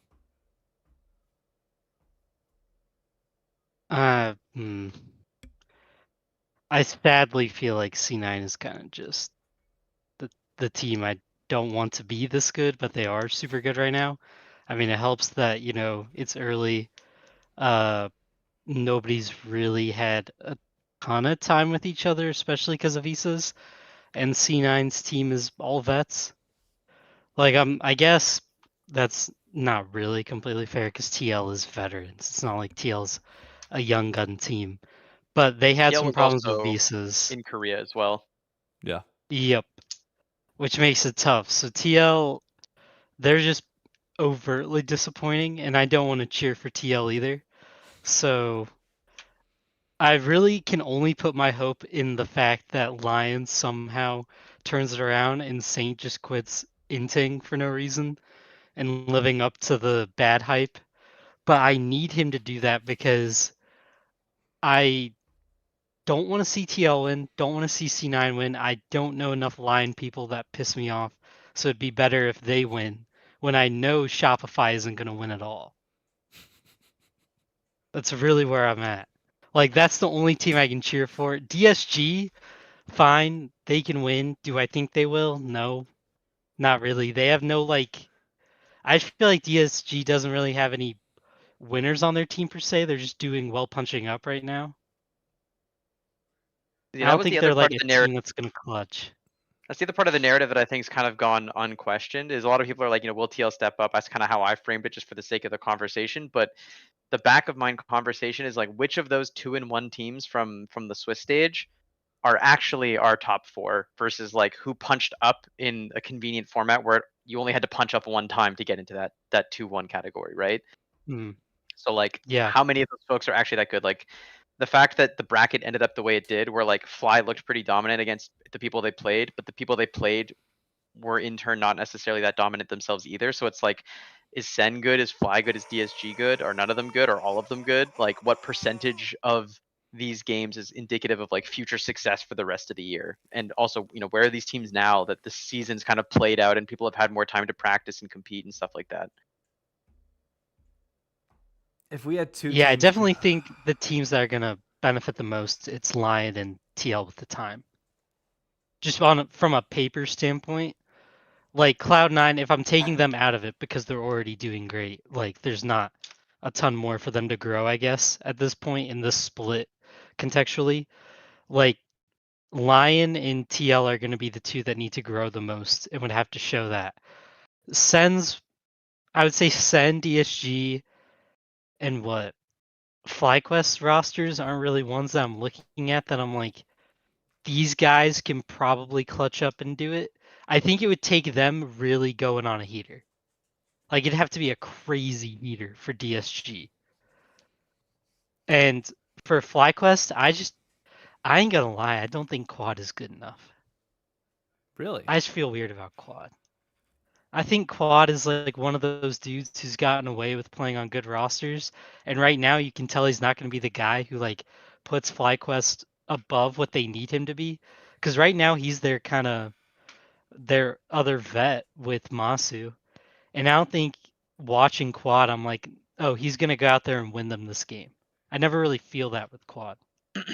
He might do it occasionally, but I don't think he can do it enough to win you a split.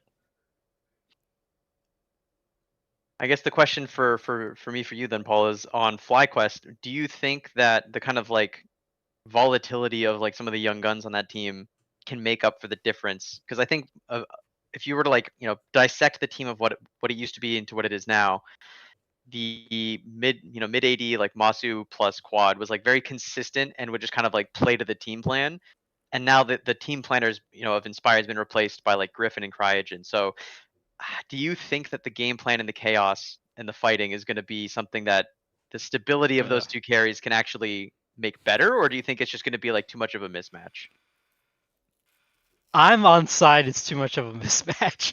I think they got away with things early. I'm on the mismatch side. Granted, it's hard because, like you said, they played good people for Swiss, which helps them. And then playing C9, I don't want to just sit here and be like, "Oh, you're bad because you got beat by C9." Like that's not really fair because C9's playing really good league right now. Like they could still win and get back to that point. But I feel like if Lion and TL are doing the things I would expect them to do to get better, I don't think the way FlyQuest plays the game right now is going to be better than what both of those can be in my head. If TL and Lion are increasing, because I don't see Masu and Quad as those guys who can play like this run and gun style that Griffin's gonna want to keep playing. And at some point they're all gonna have to find like a closer middle ground to like I guess normalcy and being a bit more chill. Because Griffin definitely wants the game to move and just keep moving. And I don't really know if I believe that's like what Quad can handle. I feel like Griffin and Quid would be Maybe he can. disgustingly either OP or like the most int thing we've ever seen in our lives. Yeah, I mean the idea of like Quid Oh, yeah, Griffin my is bad. it reminds me of the duality of River Quid last year, where it was Yeah. like, you know, when the Yeah. vibes were kind of bad, the team wasn't doing well. It was like, oh god, this is looking not good. And then all of a sudden they make some changes. They kind of figure stuff out. They put Dokla in and say like, fuck it, let's see if we can go to Worlds. Let's do some crazy shit. And then the Lightning got captured in the bottle once again, and they made a crazy run. Mm-hmm. Yeah. Which I mean, there's still a chance. FlyQuest could go crazy, maybe. I just think there's too much that would have to go right for them to do that. Okay, this Way might too be much. unfair to FlyQuest, but my hope for them is, well, I guess it's not possible, no, because in order for them to hit third, which would qualify them for the America's Cup, and They gotta win the twice. boot camp, they have to win twice, which would prevent both Lion and TL from getting to that point. And Yep. my thing is, I think we've seen enough from FlyQuest to know they are just stylistically not a good matchup against C9. They might be against other teams. C9 they're not. So I don't want to see that matchup again. But I also want them to be able to go to that boot camp. So I'm not willing to sacrifice it though. I'd rather them lose now. Give Lion versus TL next week the chance to warm up. Or if DSG beats TL, I have no problem with that. Give that matchup as much time as you can to like a true AFC North. Just pound each other into the ground, iron out all the kinks, go in, take your layup match against Sentinels, and then go into C9 and try and win it. Because the format, for those that don't know, is that next week, whoever makes it or whoever wins their series in the losers bracket will play 3 straight series, 3 straight days. It's going to be True Super Week. a gauntlet for them. it's But if you get hot in a gauntlet, you can catch some real fire real quick. So I just want the playing best every chance. day when it's like win or go home is like the best case scenario for a team like that. I think playing the like one game a week and slowly like watching it slip away every week feels way worse than just like show up, win or lose, cool, we won. Show up tomorrow, win or lose, fuck, we lost. Like that is a Mhm. much more like you feel like you're in the driver's seat every day has a purpose versus the like maybe we win, maybe we don't. Here's a whole week of practice before we know.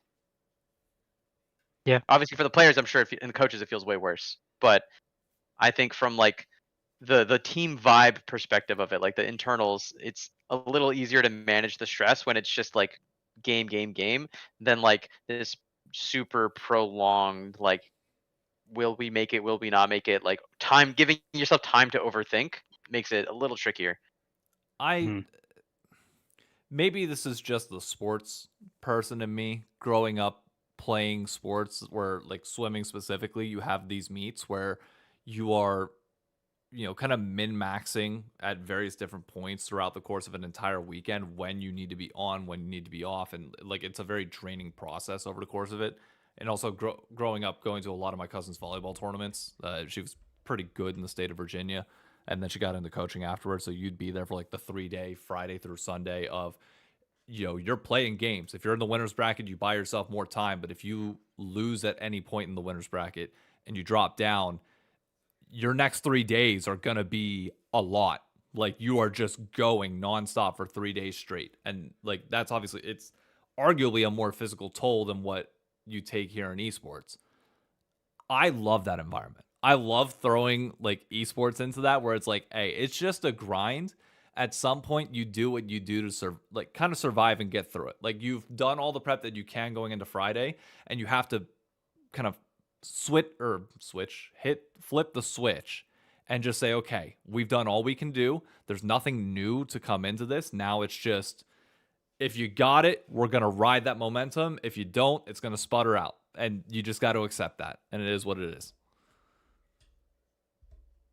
Yeah, it's definitely my preference. I know for the longest time, teams have kind of like tricked their brains into being like, but we want the week to practice the champions and the draft and all that stuff. But I think realistically, there's so much time to overthink and like, completely flip the script of what you should be doing just because you've spent too much time over analyzing. And now you're like, what if they know all of our champion priorities and perfectly predict the worst case scenario for us? How terrible would that be? And then you start spinning your tires and it's bad. So Mhm. having been in the room when those conversations are happening, I would so much rather just rip off the band-aid and just play game after game after game. So I think Man, is TL if TL loses to DSG, is DSG gonna get hot like that? Do you think they really I can? think so, yeah. I don't think they'll go all the way. I think whichever team wins between Fly and Lion is probably going to beat a DSG, but Hmm. it's hard to know because like I think going back and looking at like the Swiss results, right? DSG Yeah. played they played Sentinels, they played FlyQuest, and they played Lion. And the Lion series Yeah. was really close. And that was Lion playing really not good. So Yeah. like I think if we're being honest, Lion kind of got away with it a little bit in sneaking into that like fifth seed where they didn't have to play the tiebreaker. Because I think if they had to play a tiebreaker, like I think the alternate reality scenarios where we didn't beat Shopify and Shopify played them, I think that they were Hmm. like in the same boat of TL where they were gonna play scared and like super nervous because you just have to wait for the game to happen at the beginning of the day, and depending on which team wins, you then show up at the studio that night. So it's Hmm. maximum stress, anxiety, and like you have to go with it. And I think either team would have been in a really big pickle, which unfortunately we didn't get to capitalize on our side of that equation. But I think it was very close to going our way. And I think it could have been the same situation the other way around if Shopify kind of like found their groove and managed to take us down. But I will say for the DSG or for the Fly side of things, they played Shopify, DSG, and C9. So like the C9 game, you can scrub that one off the record because anyone who C9 played, they lost to. Or sorry, other way around. Anyone C9 played, they beat. So if you have C9 on your schedule, you lose to them. But I think beating Shopify and DSG is not like the crowning achievement, but the games looked so compelling from like an eye test angle that now it creates this like, are they good? Are they not good? Like their opponents aren't amazing, but they kind of played pretty well, especially the first couple weeks. Yeah. Let me flip that question on its head a little bit, because that was the methodology that I was originally thinking of this week. But then Yeah, the more I thought about it, I was like, okay, well, the only team that I think you would consider like a good win would be C9, and nobody got that. So like if you're yeah, looking at all the other teams in, I think we're gonna end up diminishing everybody's record and stance so exactly. That far, because that's because where it's I like, ended up. yeah, it's like, because like, okay, oh, you got to win over Team Liquid. Team Liquid hasn't looked great. Oh, you got to win over Lion. Saints been inting. Like if you're like the teams that we thought were gonna be like really good based on like Scrim Bucks and the rumors out there are struggling a bit. So like nobody outside of C9 really has like a record that we can kind of pull historical from and feel comfortable on it at all. Yeah, and if you want to really put on the hater glasses for this, so anyone who's like really trying to really believe in TL, the optimal hater glasses angle is they lost to C9, which anyone C9 plays just can't beat them. But then their only win was against Shopify, Yeah. and then they lost to Sentinels. So the question is, because at this point you're fully buying into Hmm. Scrimbucks, because the team that they beat was the last place team that looked bad in all of their games and didn't win a single game, not even a match or a single match or game within a match, I should say. All So right. the question, Yep. so the question is, if you really want to be a hater and just like diminish the wins as best you can, I think TL ends up the worst in that kind of like thought exercise. Do we have a But they're one circle of suck? like Yeah. I'm sure we must have a circle of If you suck somewhere. exclude C9 and Shopify, because obviously they haven't won or Yeah, lost they to killed anybody, because circle. like they're like, but the other six, we might have a circle of suck going. The problem is our only win in Swiss was against the O3 team. So we also break the circle of suck Oh, you do, because yeah. Try it. yeah. Okay, So it would have to be Ah. the other team. it'd be the other 5. Which is, I think, the problem that we're in. Is I'm pretty confident there is a circle of suck within the 5. Yeah. Yeah, this isn't like last year. I ran in with the hot take that 100 Thieves was gonna go hard in split 1, and I felt really good about it. But I don't really look at any of these teams right now, other than C9, and feel like really inspired that much. To use the None of old them have classic me Mark like. Z. No, God. Sorry. To use the classic Mark Z story, we are in truly the soupiest of all splits. Yep. Okay. I legitimately All feel right. I've been saying this the whole time. It's like C9, literally the biggest bowl of soup you've ever seen, and then like Shopify at the bottom.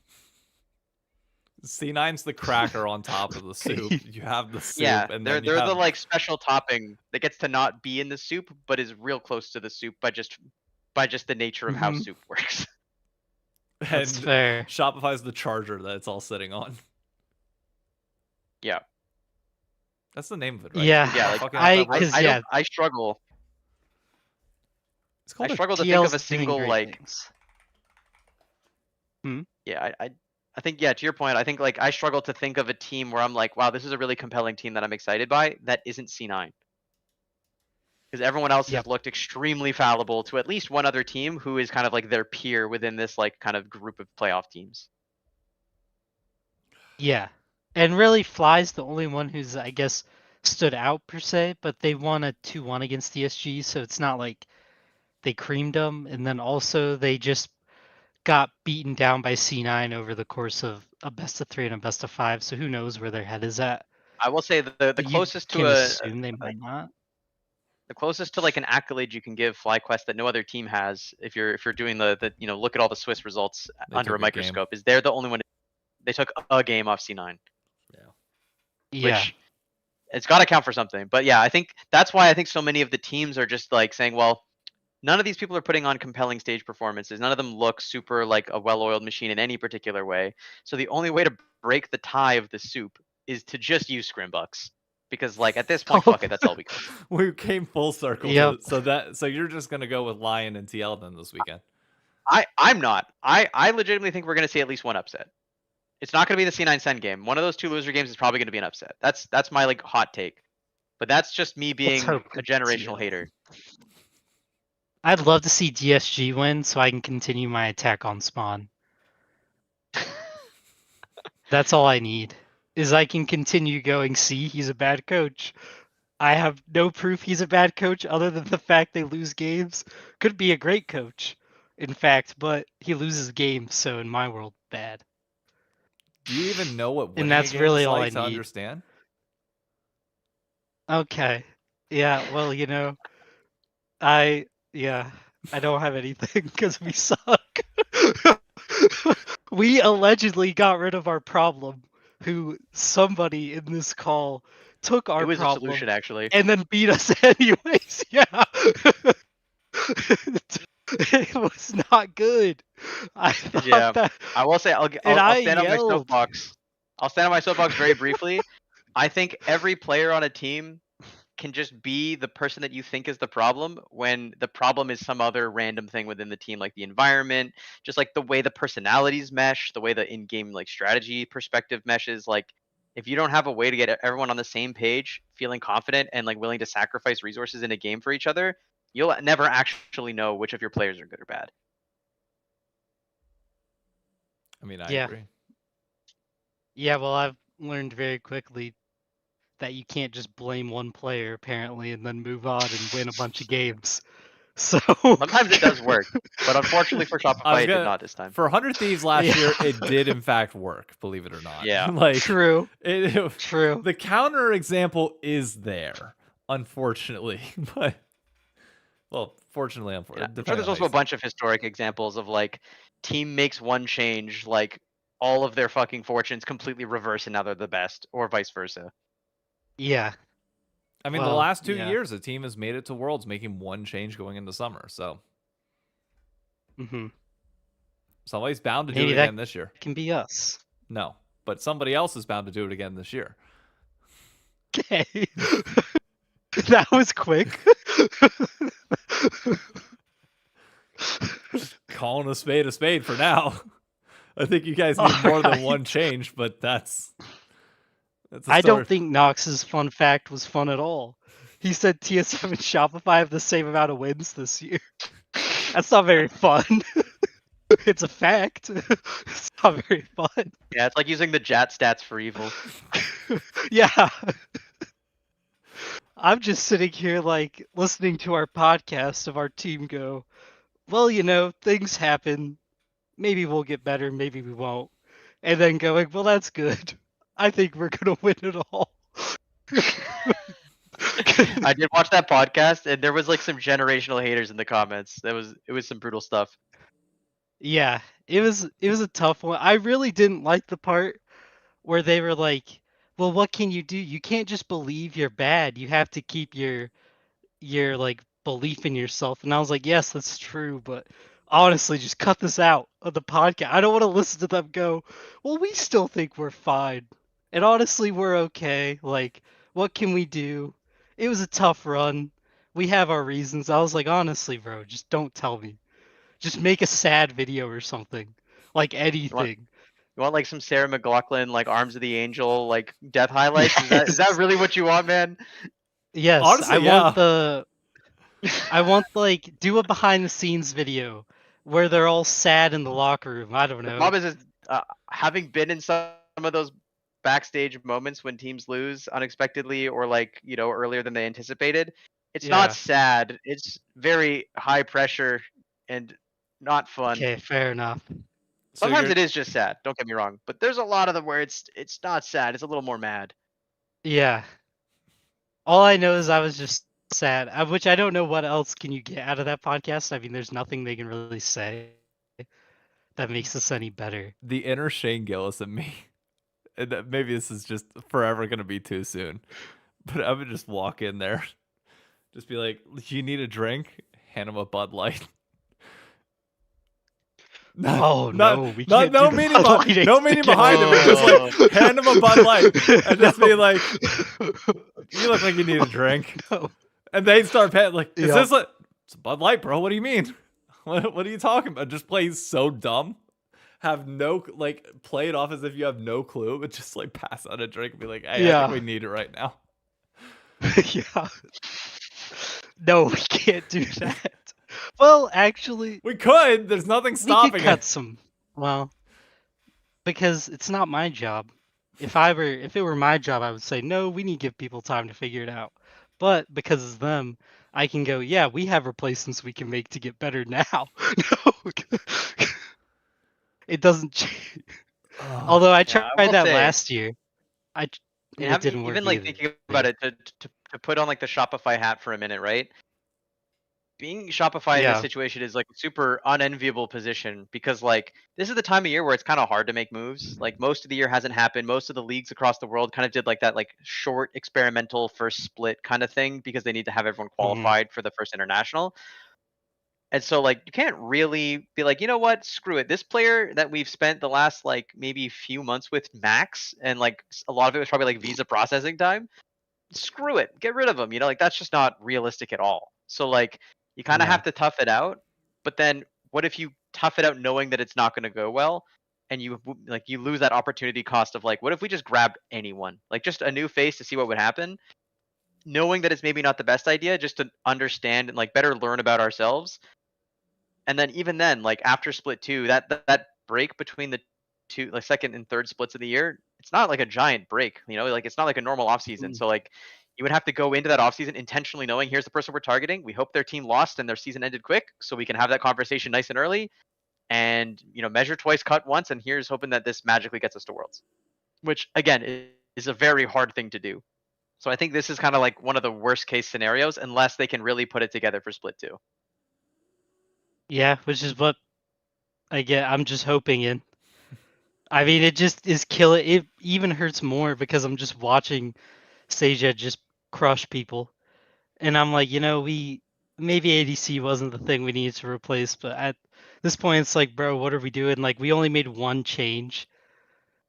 And that one change was like, it's good change. I think Zinni will be fine. But I'm watching the rest of them, and I'm like, why are we so, like, locked in on the rest of this? Like, I don't know. I called for a lot of different changes though last offseason, and I only got one of them. Dave is my witness. I just kept naming stuff I would change. Did you just Stuff- list all 5 players and be like, if any of these people stay, I'm holding this against you for a whole calendar year? Yes. The No, I only- would start off. I'd be like, okay, we're gonna get rid of contracts and Palafox, and then I'd go, but if we could get rid of Fudge to get better, I think that's fine. And then I'd be like, and if we got rid of B-Boy and Seos for something better, that's also okay. And by the end of it, I'd realize I'm just counting all 5 players. Yeah, what And if I'm like, just that's like never 8 gonna new people happen. showed up and we just talked Yeah. about it? Yeah. Could be good. Which is never gonna happen. Ever. Well, But you it's say that. You say that. There have been times. true. Nothing's impossible. True. I mean, DSG's what, 1 player? Yeah, 1 player and a coach. Yeah. That's the only continuity. So, you got that? Yeah. Uh, All right, so we can do it and get better. oh, gee, Paul, your inner, I'm your joking, inner I'm TSM just fan noting. is starting to show. Okay. Oh, it'll get better eventually. You just gotta wait it out, man. You just gotta thug it out. You're still wearing the TSM Yep. sweater, so I know you got it in you.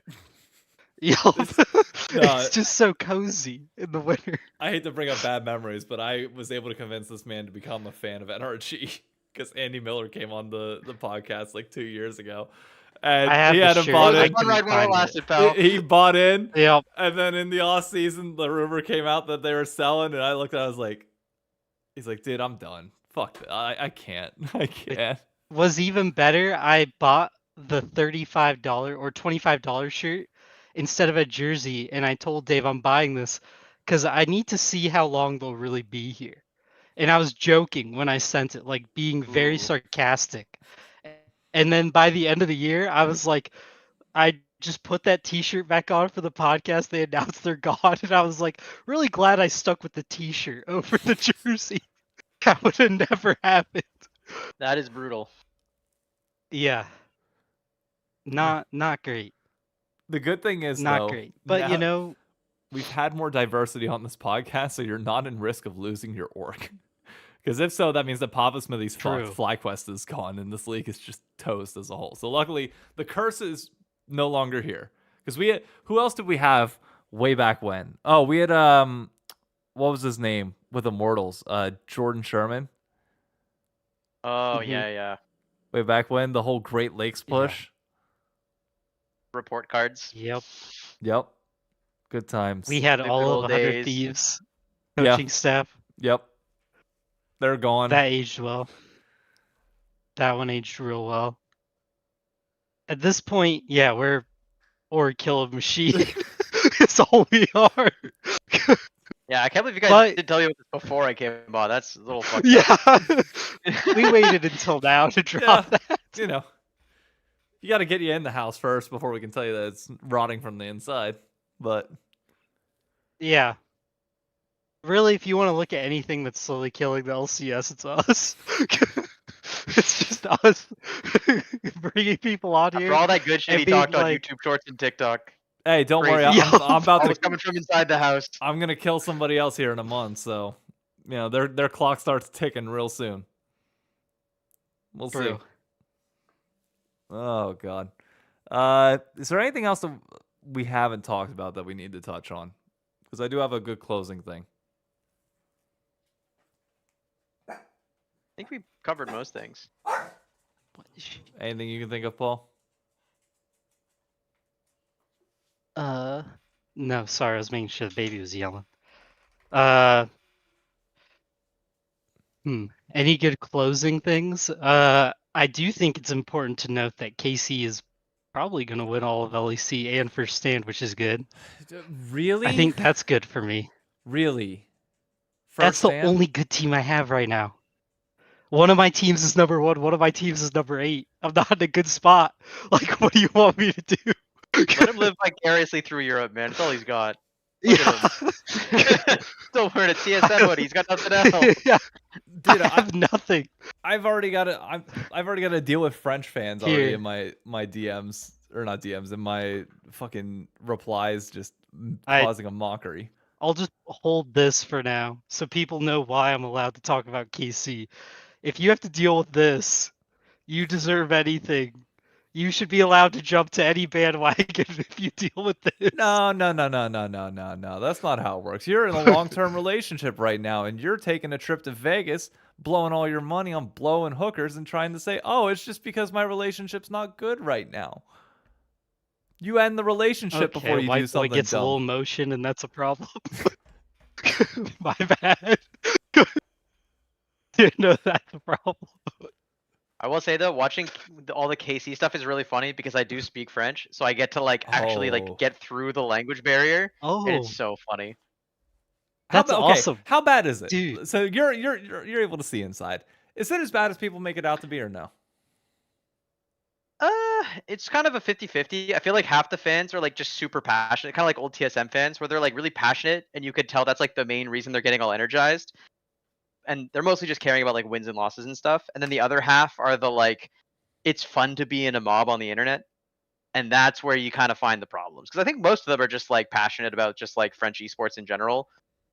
But I think a good chunk of them kind of just go overboard because it's just kind of like if one person does something stupid and then like 5 more people follow them, being the like 6th, 7th, or 8th person that does something stupid, you feel like a lot less guilt. Fair enough. It's just a mob mentality kind of thing. But I do think some of the discourse is really fun, and they get very creative. I think the French language doesn't have a lot of great swear words, a lot of creative ways to talk shit.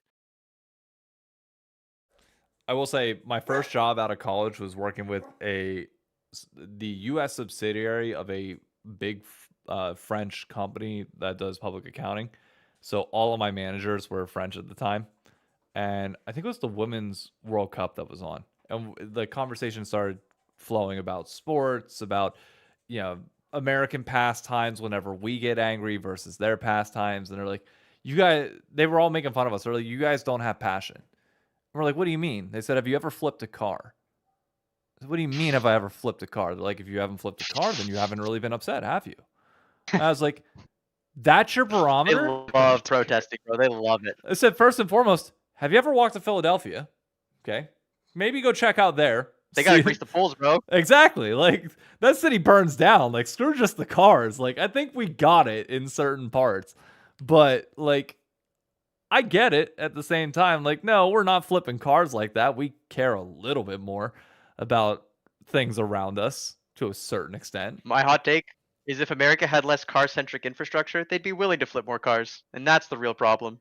Oh, I speak from experience on that, yeah. So I was there game 7 of the Knicks Boston Eastern not Eastern Conference. What's the round before the conference finals? I'm forgetting. Not the divisional round, I think. And it took me 45 minutes. You know where MSG's at. It took me 45 minutes to get from MSG to Macy's. It's literally next to they had us flying itself. out of the Newark airport. They literally had us flying out of the Newark airport because it was like it's easier to access, probably a little cheaper than some of like the in the thick of it New York airports. Yep.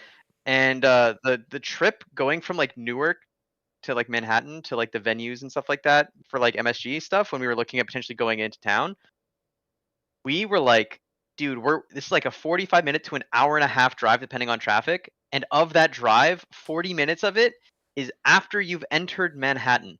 Like you zip through the tunnel, you get there, and then you just kind of don't move for 40 minutes until you eventually get to where you're going. Well, this 45-minute thing was not due to cars. This was due to the sheer amount of people there.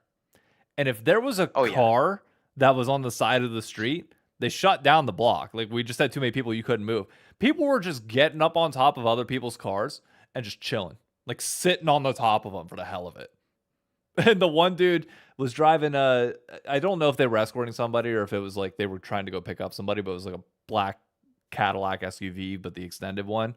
Like 5 kids got up on top. The driver opens up the sunroof at the top of it and was like, get off the car. And the guys are like, where the fuck do you think you're going? We ain't going anywhere. And he's like, get off the fucking car. And they're like, do you see, like, look to your right. Dude looks to the right on top of the subway thing. there was a crowd of 30 people that were slowly breaking it, but like they were all just like standing up on top, losing their minds. And they're like, if they're gonna be up there, we're gonna be on your car, and there ain't shit you can do about it. He just slowly closed the sunroof and just sat there. He never moved. By the time I got across the street, 40 minutes later, he was still in the same spot, had not moved. And I don't know if he was going to for like another hour until the cops showed up and like finally started directing people out of there. But even then, half the East cops Coast were crowds like are just celebrating different, bro. with everybody. Yeah, that's truly an East Coast crowd experience.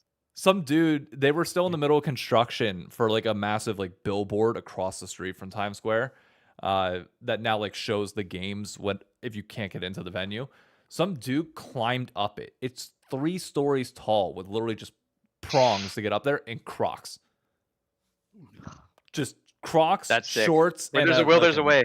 in a Knicks jersey. He gets up there, takes off one Oh, of his Knicks shoes. jersey. That's how we did it. Just starts wailing it around and is just sitting up on top of the billboard. Like if he falls, he's dead. But like he's just chilling. When was that? Knicks Boston series, game 7.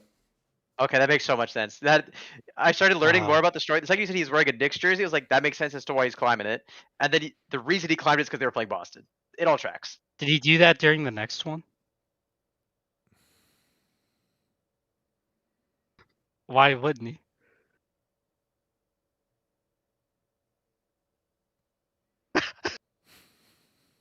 Shut up. He's not a fan of Hallie or something? Shut up. Pacers jackass. You dick. I hope you enjoy Wait, what was watching your- the playoffs from the fucking sidelines, you piece of shit. Oh, okay. Okay. All right, what was your wrap up piece? Oh yeah. But Jesus Christ, we get off topic.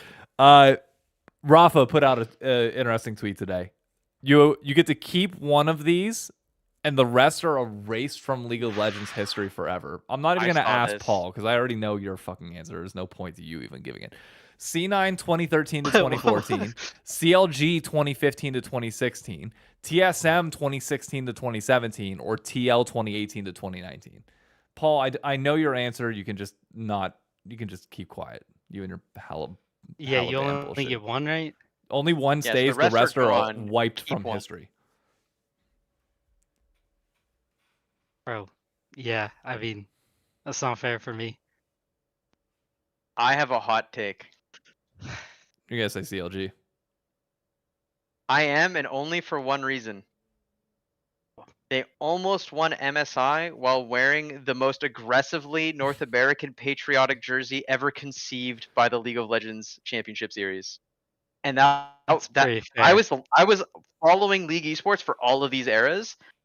The TSM era as a non-TSM fan felt terrible because they won everything domestically and then they choked every international tournament, despite getting like the G2 level of pre-event hype. Where everyone's like, guys, they're Yeah. gonna do it. They're gonna go to semifinals. They might even get to finals. This is NA's year, and then, shit happens, and it felt pretty Yeah. bad.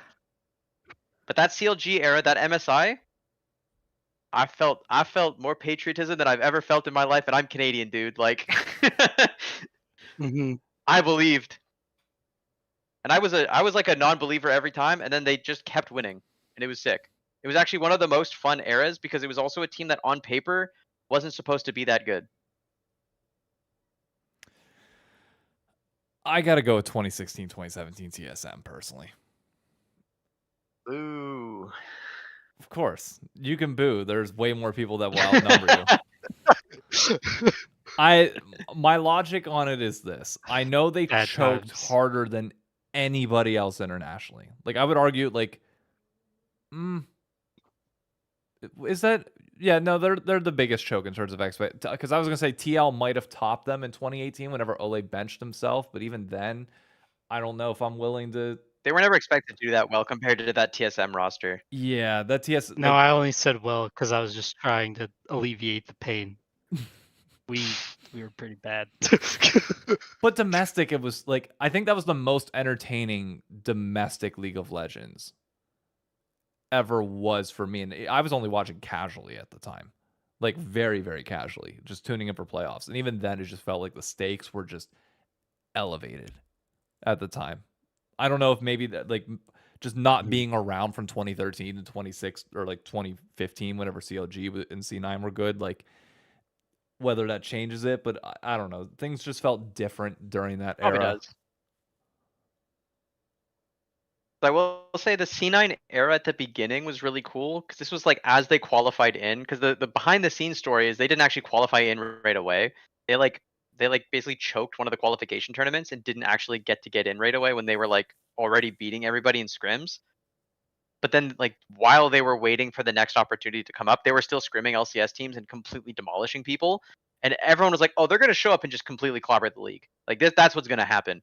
And then they showed up, they got in finally, and then it kind of started just happening. They just started winning, and that was an era where like there was kind of like two main shows in town, right? It was like the TSM show and the CLG show, and that was like the eternal rivalry. And this added like a very needed third group into the mix, but they were very like power of friendship kind of vibes, and a lot of their players weren't actually like best in role. So the second like other people started figuring it out or the meta changed or things just didn't go their way, the wheels fell off really quick. And it kind of became like we need to get like bigger names, we need to get new people in. And then as they did that, the magic of like why the team was fun for a lot of fans kind of disappeared a little bit. Even though the team was still good and competitive. So for me it's like less of a like flash in the pan crazy moment on the narrative, and it was more just like a historical like notable point in time. We can all agree that TL's last on But yeah, that and to list. Moonfish point, Blonde Meteos with the Gunners was fucking sick. That was such a vibe. He needs to bring it back.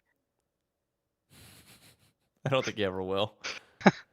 You need like He won't, but he should. We're currently in like that 90s wave making its comeback. We're like 10 years away from him being able to like have that resurgence of style coming back into fashion, and then he'll be able to pull it off and nobody will blink an eye. I want to see them do like a throwback video of like all the old stuff, but they're all dressed in like their iconic fits with like the old like gray C9 shirt with like the white jacket, the Gunners. Like I want to see everyone in their peak like aura farming, fit from their history. And I want to see how ridiculous that shit looks together. Oh, I already know the Optic Boys are playing because it was a similar thing with Scump and Formal. Formal would just be like locked in with the Gunner optics, and it was like, dude looked like a shooter, and it was like, oh, looking back on it, weird vibe, weird, it's so weird, cringe. weird it's look. So cringe. That's like, really, but it's in cool. the moment though. It was so fucking cool because they were gamer sunglasses, and that's what made them cool because they were orange for some reason. Oh man. Also, yeah, the gravity jackets were also peak. I don't know if you guys ever saw those. No, I never saw those. They were. They basically wore like bomber jackets as their jerseys. Yeah. They're like almost like. That was when Hanser like went crazy, and then TSM was like, yeah. Yoink. My favorite early esports memory, and this is not League of Legends related, it's Call of Duty related, because this was like when you guys were going through that, we were going through our phase of that with COD. There were two that stuck out. Parasite was a famous player that like won a Call of Duty World Championship early on, like kind of like imagine like a season 1, season 2 type thing, but their roster was like genuinely good. It just wouldn't hold up to modern standards. One of the guys like a year or two later is just like streaming in his room, and he's wearing like the Gunner optics, just chilling, and then just like 2 porn stars walk in behind him and like chill on the bed, and we're like, what the fuck is going on right now? And then he like his chat starts spamming it. It's like, you're a gamer, bro. What is happening here? And he's like, gamers got pull. Don't know what to tell you. It is what it is. He finishes his game, wins $100 GB match. It's like, all right, guys, I got something to take care of. I'll be back in like 3 hours. Turns off stream, comes back 3 hours later, changed outfit. Girls are gone. It's just like, what is happening right now? But that was like the groupie days. That is COD. a fucking fever dream. I mean, it's not even the worst one. There's That's nuts. Does the name Pomage ring a bell to you? It sounds slightly familiar, but I'm not. Was it FaZe Pomage? FaZe and Optic Pomage, yeah. He just did like sniper montages and would like go to Call of Duty events and just like socialize at them, but he wasn't like actually a player. there was a rumor that started popping up that at one of the events he had like a threesome with two girls, one of which was an adult actress, the other one was like a friend, but also possibly dating another player. Things got messy, and he never commented on it until like things started getting a little bit more official. The only thing that he tweeted out was a Modern Warfare 2 screenshot of a collateral. That was it. And just confirmed it with that. And it was like, what the fuck are we doing on the Call of Duty timeline players right are now? built different, bro. They're just the biggest impression farmers since day zero, bro. Oh, dude, it was that tweet at the time. I That's need to unreal. find. Hang on, I gotta be able to find this. Pomage collateral. Nah, he's made a joke out of it too much since that it's not gonna pop up. But one of these times I'll find it. Like him tweeting it out was just like, dude, what world are we in for esports? Like that shit nowadays would just be. I don't. It wouldn't get anybody in too much trouble, but it's just like it would never happen in today's day and age. We've cleaned up a lot. I do miss the days of StarCraft 2 where they would like play inside of like basically like airplane hangars. Yeah. And like they would like drive a plane up, open the hangar doors, and the player would like walk down the stairs. That shit was that was the cool shit when I was growing up. One day we'll get back there. We'll return to our roots. We need to start getting just gamers in preposterous situations. That's how we get the eyeballs back. The liability. Dude, But I'm so sad. Why'd we ever have to bring up the old days of League?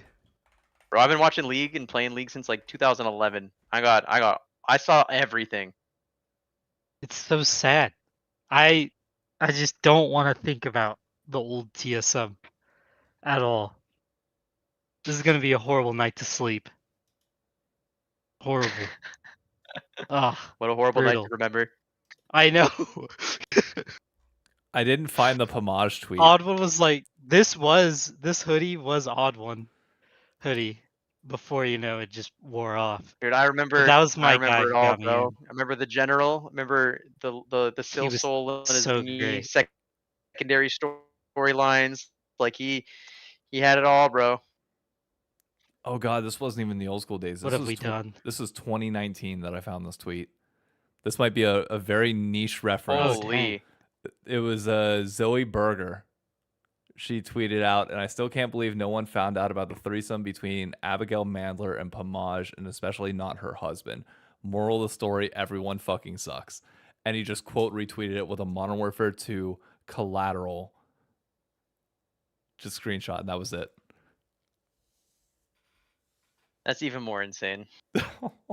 What? That context actually made it crazy. COD is just different. Yeah, COD people are wild. COD They is still just are. different, man. It really is. That's whenever people are like, oh, we know drama in They're League of different. Legends. It's like, you don't know drama. You will never, ever know the drama that can happen when you basically take the edgy kids from high school that played Modern Warfare 2 lobbies and put them all in a hotel bar with alcohol. See what happens. Mm-hmm. But all right, we've been going on long enough. Any final words to the general public that you all want to get out there? Watch the LCS or else. Agreed. That's all I got. Paul, anything? I mean, what can I say? What do you want me to say? I hope that Shopify does great this weekend. Yeah, sure. Thank you, Matt, for coming on. I hope you had a fun time. Hope we didn't get too off tangent. You're always welcome back anytime. No, I you love wanna the come on. tangents. Mhm. It was a good time. I just have had to go to the bathroom for the last like 45 minutes, and I've been real brave about it. Oh shit, yeah, you go. All right, stream. We'll catch you later. This man's Yeah, gotta you're good. take a leak.